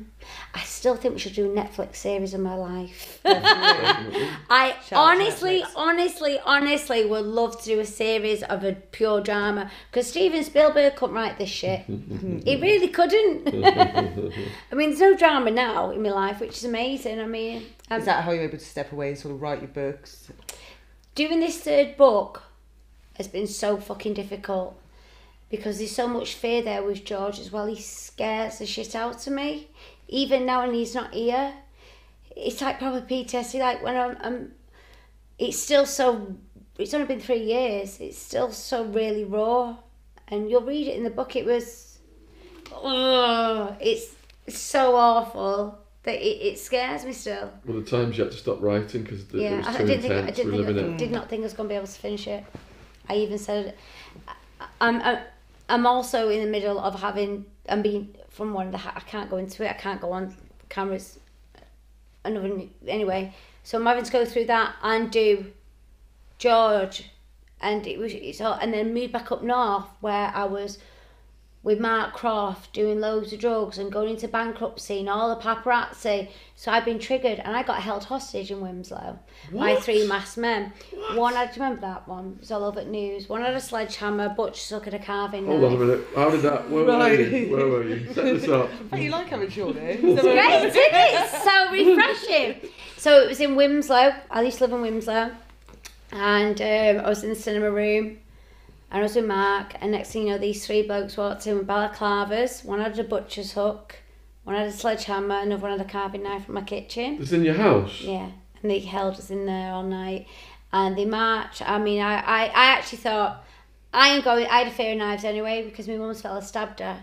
And I pulled the knife out, and then he wanted to cut our tits and find it. So I was in foster. So I'm thinking, no one can go through this twice in their life and survive. I'm going to die. And I think Heidi's only like 5 weeks old. I've got her in my arms. And luckily enough, Molly and Lily was in Ireland. So it was just me, Mark and Heidi. And I'm thinking, nah. No one can survive this twice. That's it. I'm dead. They're going to kill me now.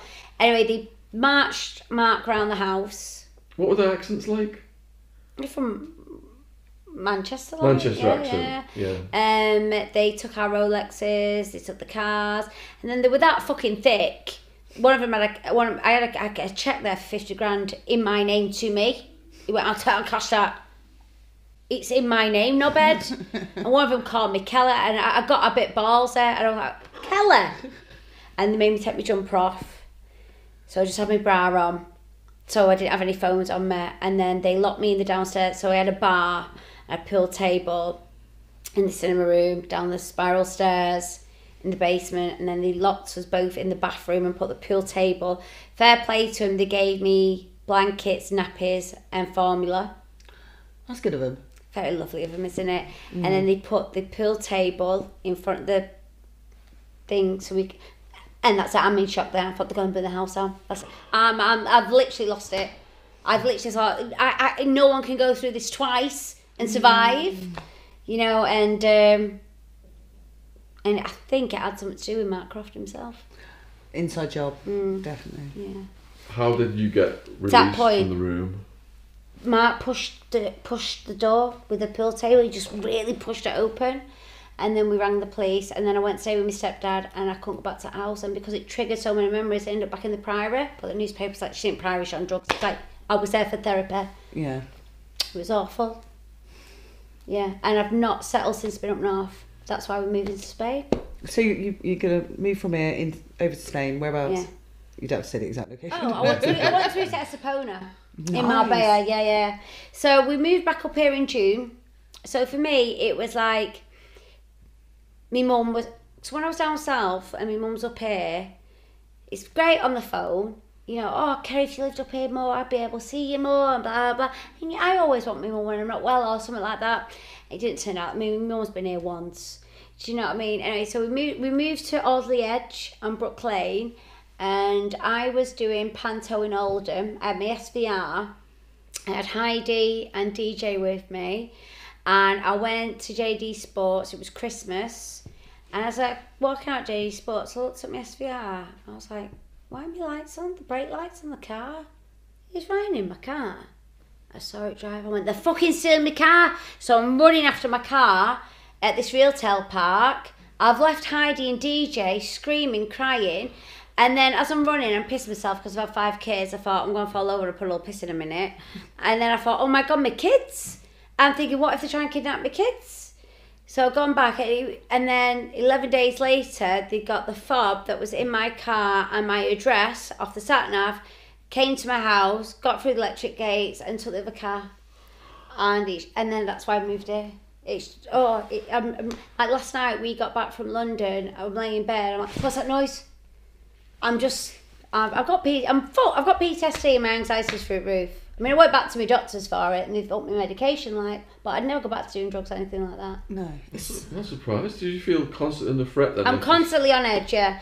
And because I watched my car get stolen, so you've seen my car outside, the big green one, like if I go and park it somewhere, if I don't see my car as soon as I'm leaving, the rush of anxiety, of panic that it's been stolen is just awful. Have you tried yoga, meditation? I do yoga, do meditation, do it all. Yeah. Has that helped? No. I actually want to go and do ayahuasca.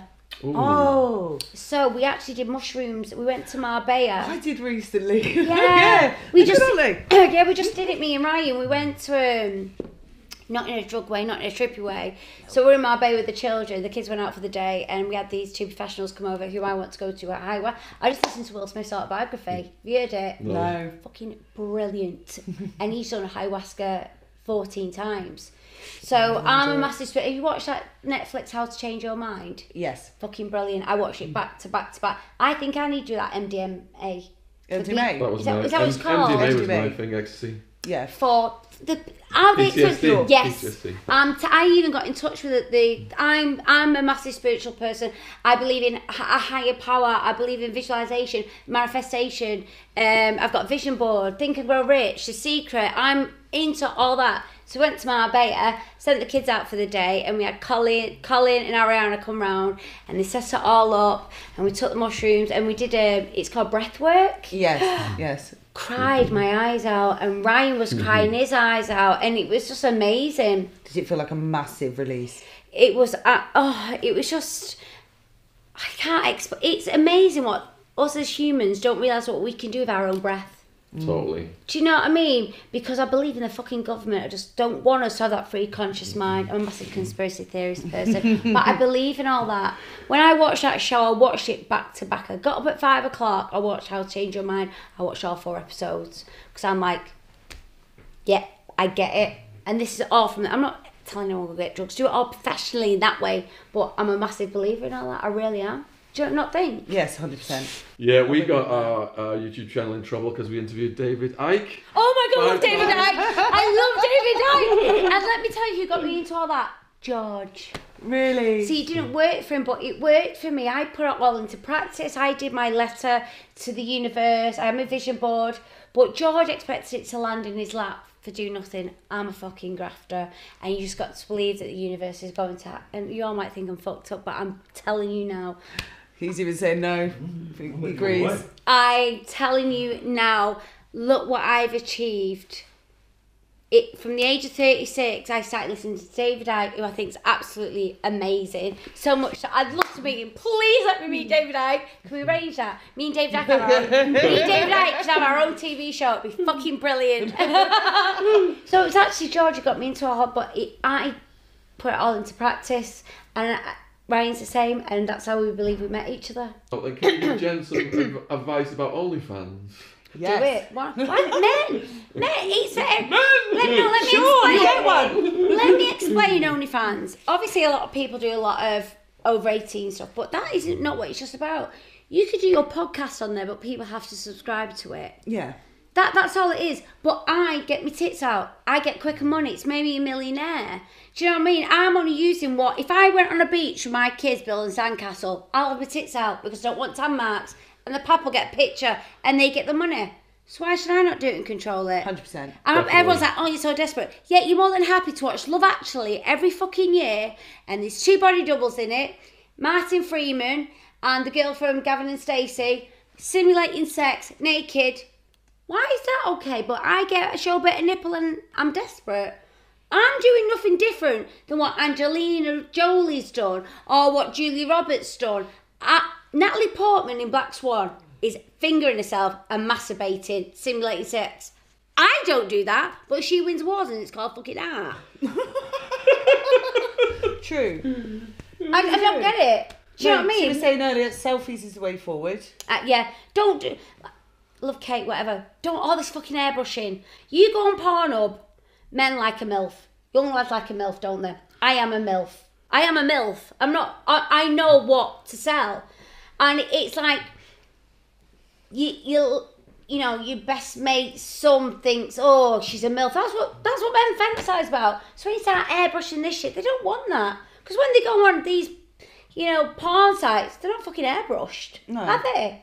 So it's fake and false if you do know the airbrushing. I was nervous about it. I was thinking, because I've been any requested shape for or ages. size, it doesn't matter. Get yourself on there. Yeah. And they love feet pictures as well. Put in the comments for this video, should Jen do an OnlyFans? We want to know. Liam's, yeah. I'll sign up. Why not sign up to mine? How's your feet, Jen? You got I know. You're size 4'6'7", aren't you? I've got nice little feet. So you've got dainty feet. I'm a size 7. I'm only a 3. Don't do that, Mr. Don't You get your I've got nice little feet. I've only got they're tiny. They're tiny. I have got little feet. But yeah, for me, it's like I started off as a page 3 model. You know, a lot of it is in the messaging. You know, it is a full-on job to be doing all the messaging. And there's women on there, there's men on there. It's, you know, it's an over 18 site, really. It's like an Instagram book for 18. But it's not, you could put, like the new rather than page put this thing. on your YouTube, you could put this on OnlyFans and charge a subscription. Exactly. You're not monetizing. Because that's what I'm going to be doing with OnlyFans. I'm planning on doing a podcast with OnlyFans about mental health, that's what I want. But you subscribe to it rather than doing it on YouTube. Makes sense. Makes sense. Exactly. Don't be fucking taking my idea again. And launching Jen. You've come into me house, you're not nicking me thoughts. Honest question. Do you have people do your messages for you? Because I don't think I could handle that. No. I'll be like, It's no. I get enough on my Instagram No, and my I DMs control it all myself. How can you handle all those messages? I can't get through them all. It's late get nights. to the ones who- It's just late nights. do A some lot of select sat up. ones. A lot. It's really hard. I won't trust anybody else to do it. I really wouldn't. It's sitting up in bed late at night and early in the morning. Try and respond to as many as possible. As many as I possibly can. If At not, late at night, they better pay us because they're... I tell you where I made most of my money in lockdown. I bet. Everyone at home. Even though, that's. I mean, let's have another lockdown. I'm not joking. Our video views went through the roof through lockdown. The what? Our video views. Yeah, because that's Everyone's where at home watching. I mean, at first when I started doing it, I was like, oh my god, I felt sick, and then. There's the whole stigma around it of being sort of porn. But because I've owned it, I'm owning what I do. I'm not doing anything different that women, all actresses, have done for years. I'm not fingering myself. I'm going topless and doing sexy pictures. Yet you're more than happy. You get all these high-class highbrow people who'll go watch a film, you know, and there's a sex scene. Oh, that's beautiful. Let's give her an Oscar. That's great art. I get my nipple out and I'm desperate. What the fuck? I'm sorry, but am I not right in what I'm saying? 100%, 100%. And the links for my OnlyFans will be in the description. Hang on, my link first. How many viewers? Kerry Katona, OnlyFans. Get on there. It's dead good. I might finger myself. Because we've had Alex Reid on a few times, and he's really charismatic. I've never met. I think I've met once. His ex has done quite well on OnlyFans, hasn't she? Katie. Not as well as me. Not really. No. Is that what built up back to the million from the loss? Me? Yeah. OnlyFans made me a million. So is she your competitor on that? Is she? I don't think there's any competition. No, I love Kate. Wish her all the best on it. Very different. But I was the one who got Kate to do it. Oh, was you? I said, Kate, do it. Let me help you do it. But she went a different route anyway, which was really annoying. But yeah, I wish her all the best on it. I really do, yeah. I wish any woman, I think we should all be lifting each other up and supporting each other. There's enough out there for us all. Don't compete yourself, so don't compare yourself, be unique, be your own person, but support everybody except that prick. Yes. The 2-incher. You know, it's like stop using people's name and be your own person. 100%. Do you know what I mean? It's be original, be authentic, you know what I mean? Yeah. You know, be real. So how did you meet Ryan? Let's keep on the Bumble. Bumble. On Bumble, yeah. So I broke up with George, had a leg over for 2 inches, and I just thought I need to be on my own. And that is when I really got into my podcast for self-help, when I started listening to Les Brown, Bob Proctor, Lisa Nichols. I love Bob Proctor. I cried when he died. Lisa Nichols, Oprah Winfrey. I really needed to, and the thought of being in a relationship scared the shit out of me. I thought I just need to be on my own with my kids. I was on my own for about a year. And my mate, Danielle Brown, no Danielle, she was like, you need to go on a date. I said, oh, just go on, because I was dead lonely down. So I had no friends because George isolated me anyway. I had this restraining order in place. It was horrible. It was vile. I did the right thing, and I know I did. And she was like, just go out on a date, just for socialising. So I went on Bumble and met Ryan. I swiped. He's got really nice eyes. He has, and it was a slow burner with Ryan because he's 8 years younger than me as well, and he's very, very quiet, very sensible, very safe, very nice, completely not my type. And it took me a long time to get used to being treated well. And then I got really scared. I went, no, I can't be with you. No, I need to be on my own. And that lasted 4 days. And even up until when our Angela died, this is 3 years after, I'm still getting used to being in how a relationship should be. Like, I won't be able to go to work. Like, if George was alive, he'd be sat here. I couldn't go anywhere on my own.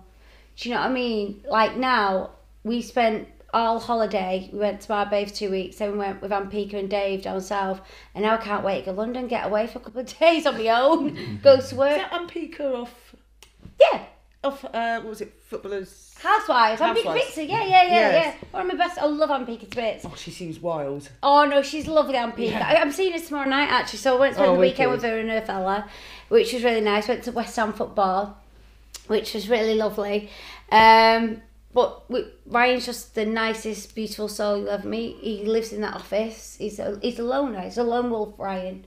I'm the centre of his universe, and so are the kids. Like, he doesn't go out with anybody. Like, it was nice for me and Ryan to go out with a couple at the weekend because we don't do it. You two soon be a couple, right? What's going on? Yeah, absolutely. We're going to a yoga. We're going to a yoga rave, aren't we? What, a sex yoga rave? Friday. You know what? I really want to go to the Torture Gardens in London. What's that? I've heard of it. Google it. You know what? What's a yoga rave? Oh, right. We So, start out chanting, you know, the mantras. and you're on the And there's floor, the it's musicians, calming. and everyone sat around. Where are you and it two builds based and now? builds and London. builds and Oh, builds fucking until everyone hell. You have starts to come jumping down. up. You need Everyone it. just starts jumping up, doing I'm doing it. like Hare Krishna, Hare Krishna. It's mad. Oh my god, I have to go. I've You have never to come. I know I've never been to a rave. Oh, come with us. You need to- We'll oh. show- I we'll tell show you what, the closest thing I've ever done is Blaze Club at David Lloyd. Oh, And- Blaze. and- Blaze? Have you done it? I got Jenny to Blaze. Isn't it so good? Yeah, And they've got the saxophone and the DJ and they're on drums. You're like, yeah, I should have worn a fucking sports bra. Oh, man. I kept sending Jenny's videos. I'm in Blaze class. Oh my god, it's so much fun. Punch in the bag. Without Punch in the any bag. drugs. It's great, isn't it? It is. It's like, why did my mum not just give me Blaze when I was 14? Can you imagine how much money I'd have saved? And then you started coming, didn't you? I love it. It's Yeah. great. It's absolutely. Sprinting. And I think that's another thing, like with doctors and things. I've gone to my doctor because I know I need help with my anxiety. But there's one thing with certain doctors, just throw pills out to you. They don't say about exercise, because that's what saved my life. Exercise, Yeah, we've got our own fitness page now, but because I've moved up north, since moving up north, I've literally not trained, I've been triggered, I've got PTSD, my anxiety's through the roof, and we're saving to like buy a big house, and I'm like, why are we buying here? Because of my job, I do like cesspat lunch once a week on Channel 4, which is in Leeds. They send me a chauffeur-driven car, which is more expensive than me getting a 69 flight from Malaga. Do you see what I mean? And then when I do TV shows, apart from things like this, I live out this fucking suitcase. I'm not even at home. Yeah. I did a TV show called Celebrity Cooking School. It comes out in September. I was gone for 2 weeks. I'm not even here. So it's like, well, pay for my flight and I can go, it doesn't matter where I am. I've got So my you can own. be anywhere in the my world. boutique's online. Kerry's boutique, all my clothes, that's online. OnlyFans is online. I've got my fitness online. We've got our dating app that's online. So it doesn't really matter where What's I your am. dating app? It's called Marnie. We've got to relaunch that. It's gone a bit quiet in the mood because we've got something going on with it. But because we met on a dating app. See, the next thing I want to do is I want to bring out sex toys. Oh, my friend does that in Bristol. Yeah. She's got the suction dildo. I don't know. Get But 1%. that's the next thing. That's the next business venture we want to go into, sex toys, because it's where money is. Yeah. Sex sells. Yeah, it does. Death, sex, fitness. We've interviewed a few And weddings. dominatrixes. Oh, have you? Yeah, they're 3 or wicked. 4 Oh, now. I've met, yeah. Oh, wow. Those Some of those are stories, just mind yeah. blowing. Oh, my God. I learned a few new words like pegging and. We released my friend's book. What's She's pegging? dominatrix. Tell me what pegging is. It's when you put on a strap on and fuck a man. I've So a done man that. gets fucked by, but it's I can't tell you two because you know them. No, not who you're thinking, but we have spoke about them today. But yeah. What about that other thing where they squash pancaking? Pancake, when you squash your balls, you get a device. and you, Flatten them, completely Flatten 'em. flatten them. yeah, it's called pancaking. What did They we took- get out of that? You really Oh! like the peg? Yeah, That's making me pancake They- myself. It took me to a dungeon in Reading, was it? Hung me upside down and started electrocuting I shot my him, nipples electrocuted him. on camera. No Yeah. way! Oh my god, I've got to watch this podcast. It's never been released. It's never been released, Kerry, because of my trolls. Will get it Oh and- my say, god, yeah, that it is was- absolutely yeah. amazing. I No mean, one of you is going to want to see this. that is Kerry wants to go to the dungeon. I would no, I don't want that having done to me. Oh Just to- my Just to god. give my nipples But a I quick do zap. find it really, I'd love to go and do, this is amazing. I mean, I'd love Yeah. to go and do all that. Next thing I want to do, I want to go to prisons. Oh, we can Yes. arrange that. We've got. I want to go that's to the main women's thing. prisons to do motivational talk. I mean, I probably know half of them. This is our main thing. The That, prisons, yeah. what I've been through, I think, is to help others. Yeah. There's a reason for it. I mean, you couldn't write half the shit. I've already told you like a little bit of it. And I feel like if my story helps one person who's listening, then it's been worth it. I've not kept it to myself. I'm a very open and honest person, and I want to be a motivational speaker. That's what I want to do. So when my book comes out, I want to do book tour. I want to help as many people as I can. I've got connections. I've spoke at some of the women's prisons. So if you want me to arrange that for But you, that's- because I'm so down to it, I know I'm relatable. Yeah, I'm Yeah, real. yeah. I've been there, I've done it, I've come from fuck all. And that's why I know they'll listen. And it's not about fucking, I mean, some of my best times I've had have been skint. Yeah. Do you know what I Definitely, mean? And it's definitely. all about just trying to be the better version you can of yourself How- without being arrogant. Don't you find when you sort of get to that rock bottom, the build up is the best? Yeah, but I got there and went back down. I went back up where I don't fucking hell. It's been like a roller coaster for me, honestly. So you've learned that happiness is in your heart and the company you keep. Yeah, you're going to be like, the people you look to your left and to your right, that's who you're going to be like. It's like... Got Jenny here, got Liam there. I'm fucked, aren't I? Oh, shit. Let me ring rehab. I've had to learn, and it took me a long time. Age of 36, I'm 41 next month. I know what you're thinking. I don't look it. Botox. But yeah, for me, I've had to learn so much about myself, and I've always relied on others to make me happy. And it seems such a cliche, but even with my kids, and it sounds, I've had to put me before my kids, because it's my happiness. Then it's a domino effect on my children. So I have to make sure I am happy so that my kids are happy. And a lot of people don't understand that unless you really get it. You have to be, because if I'm miserable, my kids are miserable. So you have to really work on yourself. It took me a long time. It took me 36 I was with George to realise it. And that's why I'm not married after 4 years. It took around 2 years to propose, you know what I mean? It's getting longer and longer and longer. What do you think about the tragedy of Amy Winehouse then? Awful. So sad. That was a wake-up call for me. I was, I'm not going to say I was sober because I still have a drink from time to time, but drink was never a problem. It was just the people. It's just the people you hang around with, do you know what I mean? Awful. Terrible. Yeah. So, how did Ryan propose? On his knee.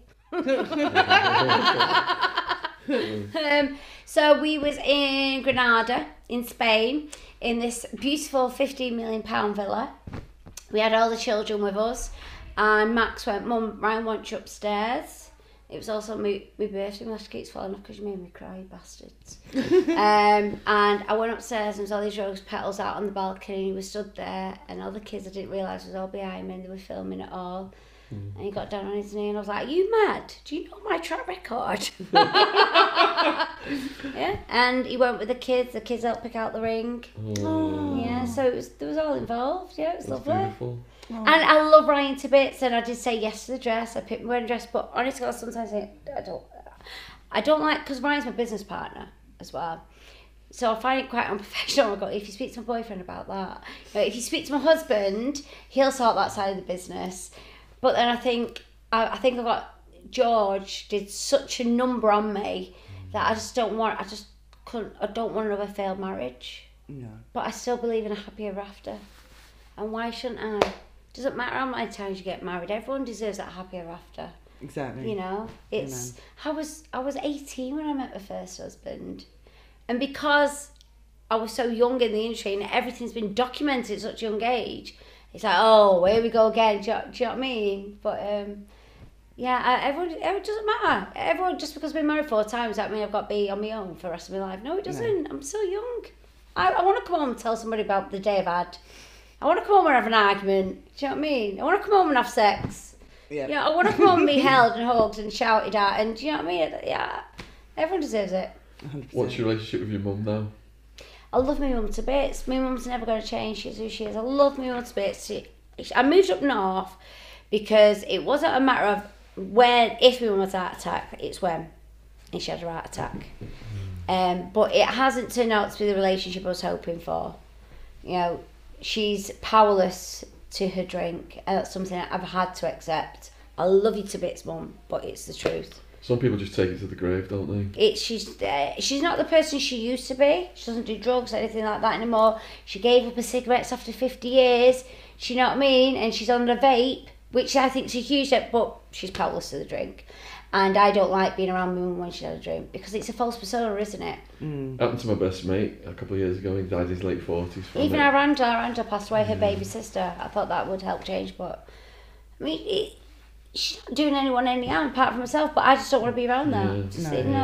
I love her to bits. Love my mum to bits. Is she still in Warrington? Yeah, she's still in Warrington. Love her to bits, but she doesn't put that effort. She's always she's just not she's not doing anything to help herself, and I get frustrated with that because I've had to change my life. I want to be the best version I can be for me, for my kids. But you can't force other people. I can't force other people. That's something I found really hard to accept, and it angers me. So I have to go, you know, you drink your wine, it's fine. I can talk to my mum in the mornings. Come 2 o'clock, I won't speak to her after that. She'll ring me at 5 o'clock, I won't answer. Do you go back to Warrington very often? I want to see my mum. It's just me, Ryan, and the kids. That's it. You ever go witness? If I can't help it, no. I'm joking, people from Widnes. I'm joking. I wouldn't know Widnes. I don't. The thing is, As a kid, you never ventured over to Widnes from Warrington. I don't blame them. let me tell you something. Because I'm from Warrington, people think I know up north really well. I haven't got a fucking clue. Bear in mind, I was pushed from pillar to post in foster homes here and there, and then when I got in Atomic Kitten, I was travelling the world, and then I moved to Ireland. It's like, and then I did a VT for Cesspack Lunch in Warrington at the Botanist, and there's no Warrington market. I didn't even have a clue. I didn't recognise the place. I wouldn't have a clue. Do you know where to St Helens, Rainhill, any of those places? No. Bloody hell. I guess Warrington was more of an attraction for us because you had more. You had the first McDonald's. IKEA. Yeah, we didn't have McDonald's for ages. Warrington's known for IKEA. Look at your face like that. Mr. Smith's. Mr. Smith's. Yeah, no. So not many people will go to Widnes. No, Warrington pulled people out of Widnes to go Mr. Smith's in particular. I've never ventured out to Widnes. Why would I? What's there? The Granics. What's that? It's where they take all the dead animals and they reprocess them into... What the fuck is up with you? Why on earth would I want to go there? As a kid, suddenly there'd be this foul smell, we'd pinch our noses and the truck would be going by with all these animal legs sticking out of it. Oh my God, it's awful. Pleasant, isn't Granics. it? Yeah. No, I didn't. Why? Yeah. What's up with you? No wonder you in fucking prison.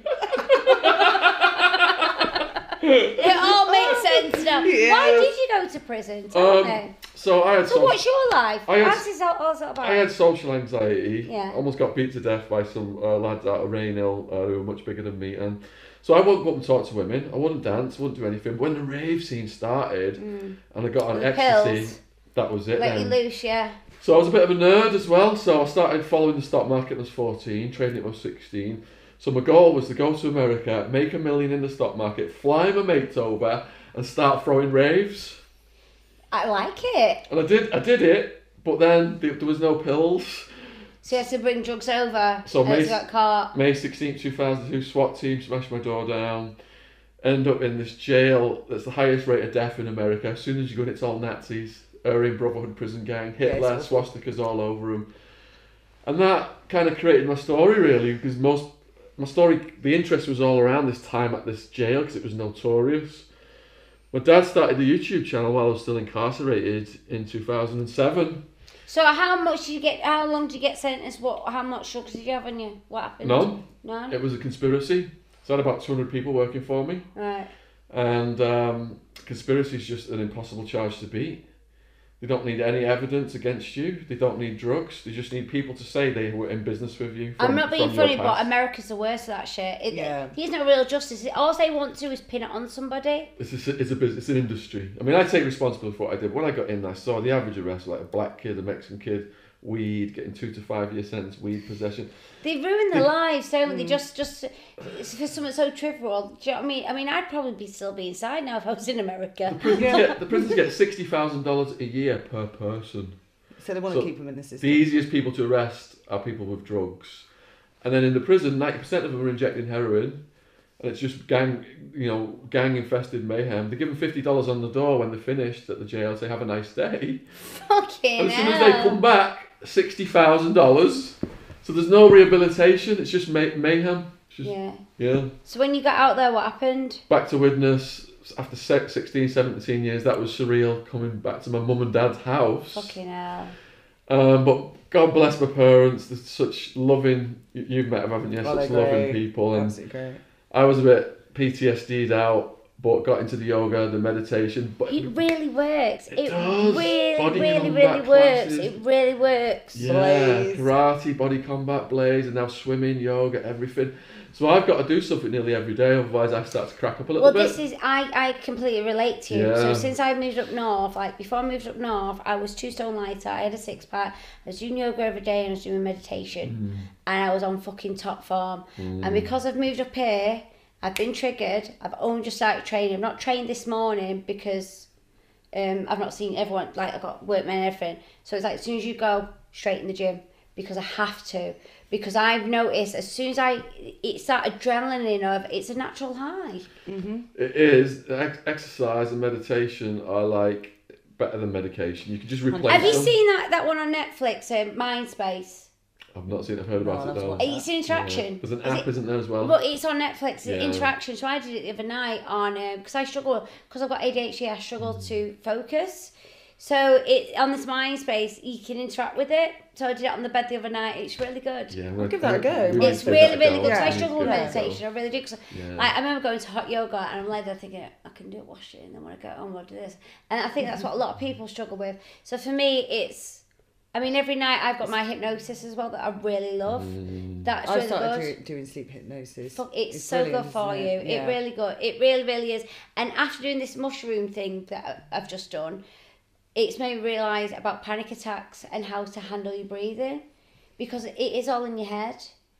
And I just want to go and help other people. Is something going on in theatre coming up with your daughter? Yes, we're doing panto. Yes. So me and Lily did a coach trip together, which was Ghost Trip because it was Halloween special, and we won. And I said to Lily, if I don't win this fucking reality show, I'm blaming you, because I always win reality shows. We won it, I'm already season. Have you seen Coach Trip? No. It's on Channel 4. Yeah. We just try. It's really good fun. It's good fun. Anyway, there's always a winner, and we won it. And then, so she's stepping into my industry a little bit more now, our Lily, and we're doing panto together. Oh, So I do panto twice a year. So this is how Lily's, and it's fucking hard work. And I am a grafter. I work my ass off. I am a really grafter. Doesn't matter what it is. I'm always saying, right, what can we do now? So, I want to make sure I'm never in that situation I've been in before, and my kids. So she's got. I don't know. It's hard work. Like sometimes I do 3 shows a day. Wow. Yeah, we're doing it with Jake Quickerdon as well. So he's on the show. He's doing it as well. So it's in Lincoln. So you want to come and watch it? Come watch it. And if you want me on fans, see me titties, sign up. Definitely. And if you want something off my boutique, sign up to that. And if you're single, go to mine. If you want to go fit, I'm fit. Yeah. Plug. There you go. And my book's out in October. What do you say to young people who see celebrities taking drugs and think it's glamorous? No fucking glamour whatsoever. This is the one thing as well, what I want to do. I want to talk to kids in foster homes, because they think they're automatically doomed. They think there's only one life because you're in foster home. It's bullshit. You are who you are as a person. You make it, that has happened to you. And I don't want to be hard about it. Stop moaning and crying about it. It's happened. Move on from it. And that sounds really, really harsh. But don't let it control you. You control it. Does that make sense? Yeah. Yes, Don't let it define you. And there's nothing glamorous about taking drugs. Nothing whatsoever. I should be dead. I'm so blessed and so lucky to be where I am. And I might sit here laughing, I had a great time and that, and I did. But I could have died. I should be dead. And I died twice. I was having fits. It ends in the prison, police, death, mental hospital, doesn't it? And we're all fucked up because of it. Mm. Yeah. Really, really, really. I don't, honestly. And because I'm so open and honest about it, I don't think my kids will ever do it either. Good. I'd be heartbroken if they did. But like 1 in 4 people suffer from mental health. I've got 5 kids, I have issues with my son. 14-year-old boy, I have a lot of issues with him. And we all do have issues. But don't be ashamed of him. Ask for help. Don't ever suffer by yourself. Don't be embarrassed. It's another thing with money. People are so embarrassed. Like when I lost my money, you think I'd had AIDS. Oh, I'm not going near you now. That's how it was, because I didn't have any money in my bank. I'm still a really nice person. I haven't changed. But there's such shame around money of it's the class and the level and the profile of who you are depending on how much money in your bank. Fuck that shit. People who've got all the rich in the world can be arseholes. Do you know what I mean? So don't ever feel embarrassed or ashamed about money. It's just money at the end of the day, because I understand why people would kill themselves, because I thought, how am I going to feed my kids? I drive my car and think, if I just go like that and kill myself, not worth it. No. Not worth it. But you've got to take it on, embrace it, graft from it, and learn from it. Amen. You're so amazingly down to earth. Yes. We've learned a few things from you today. Have you got anything else, Jen? No, I'm not. Just come here. She's got more therapy now, I know. Is that only Let us know in the comments what you think. Would you like to see a part 2 where Kerry sits down with David Icke? Oh my God! Yes! I want to know if the Queen's really a lizard. Give us a hug. Oh,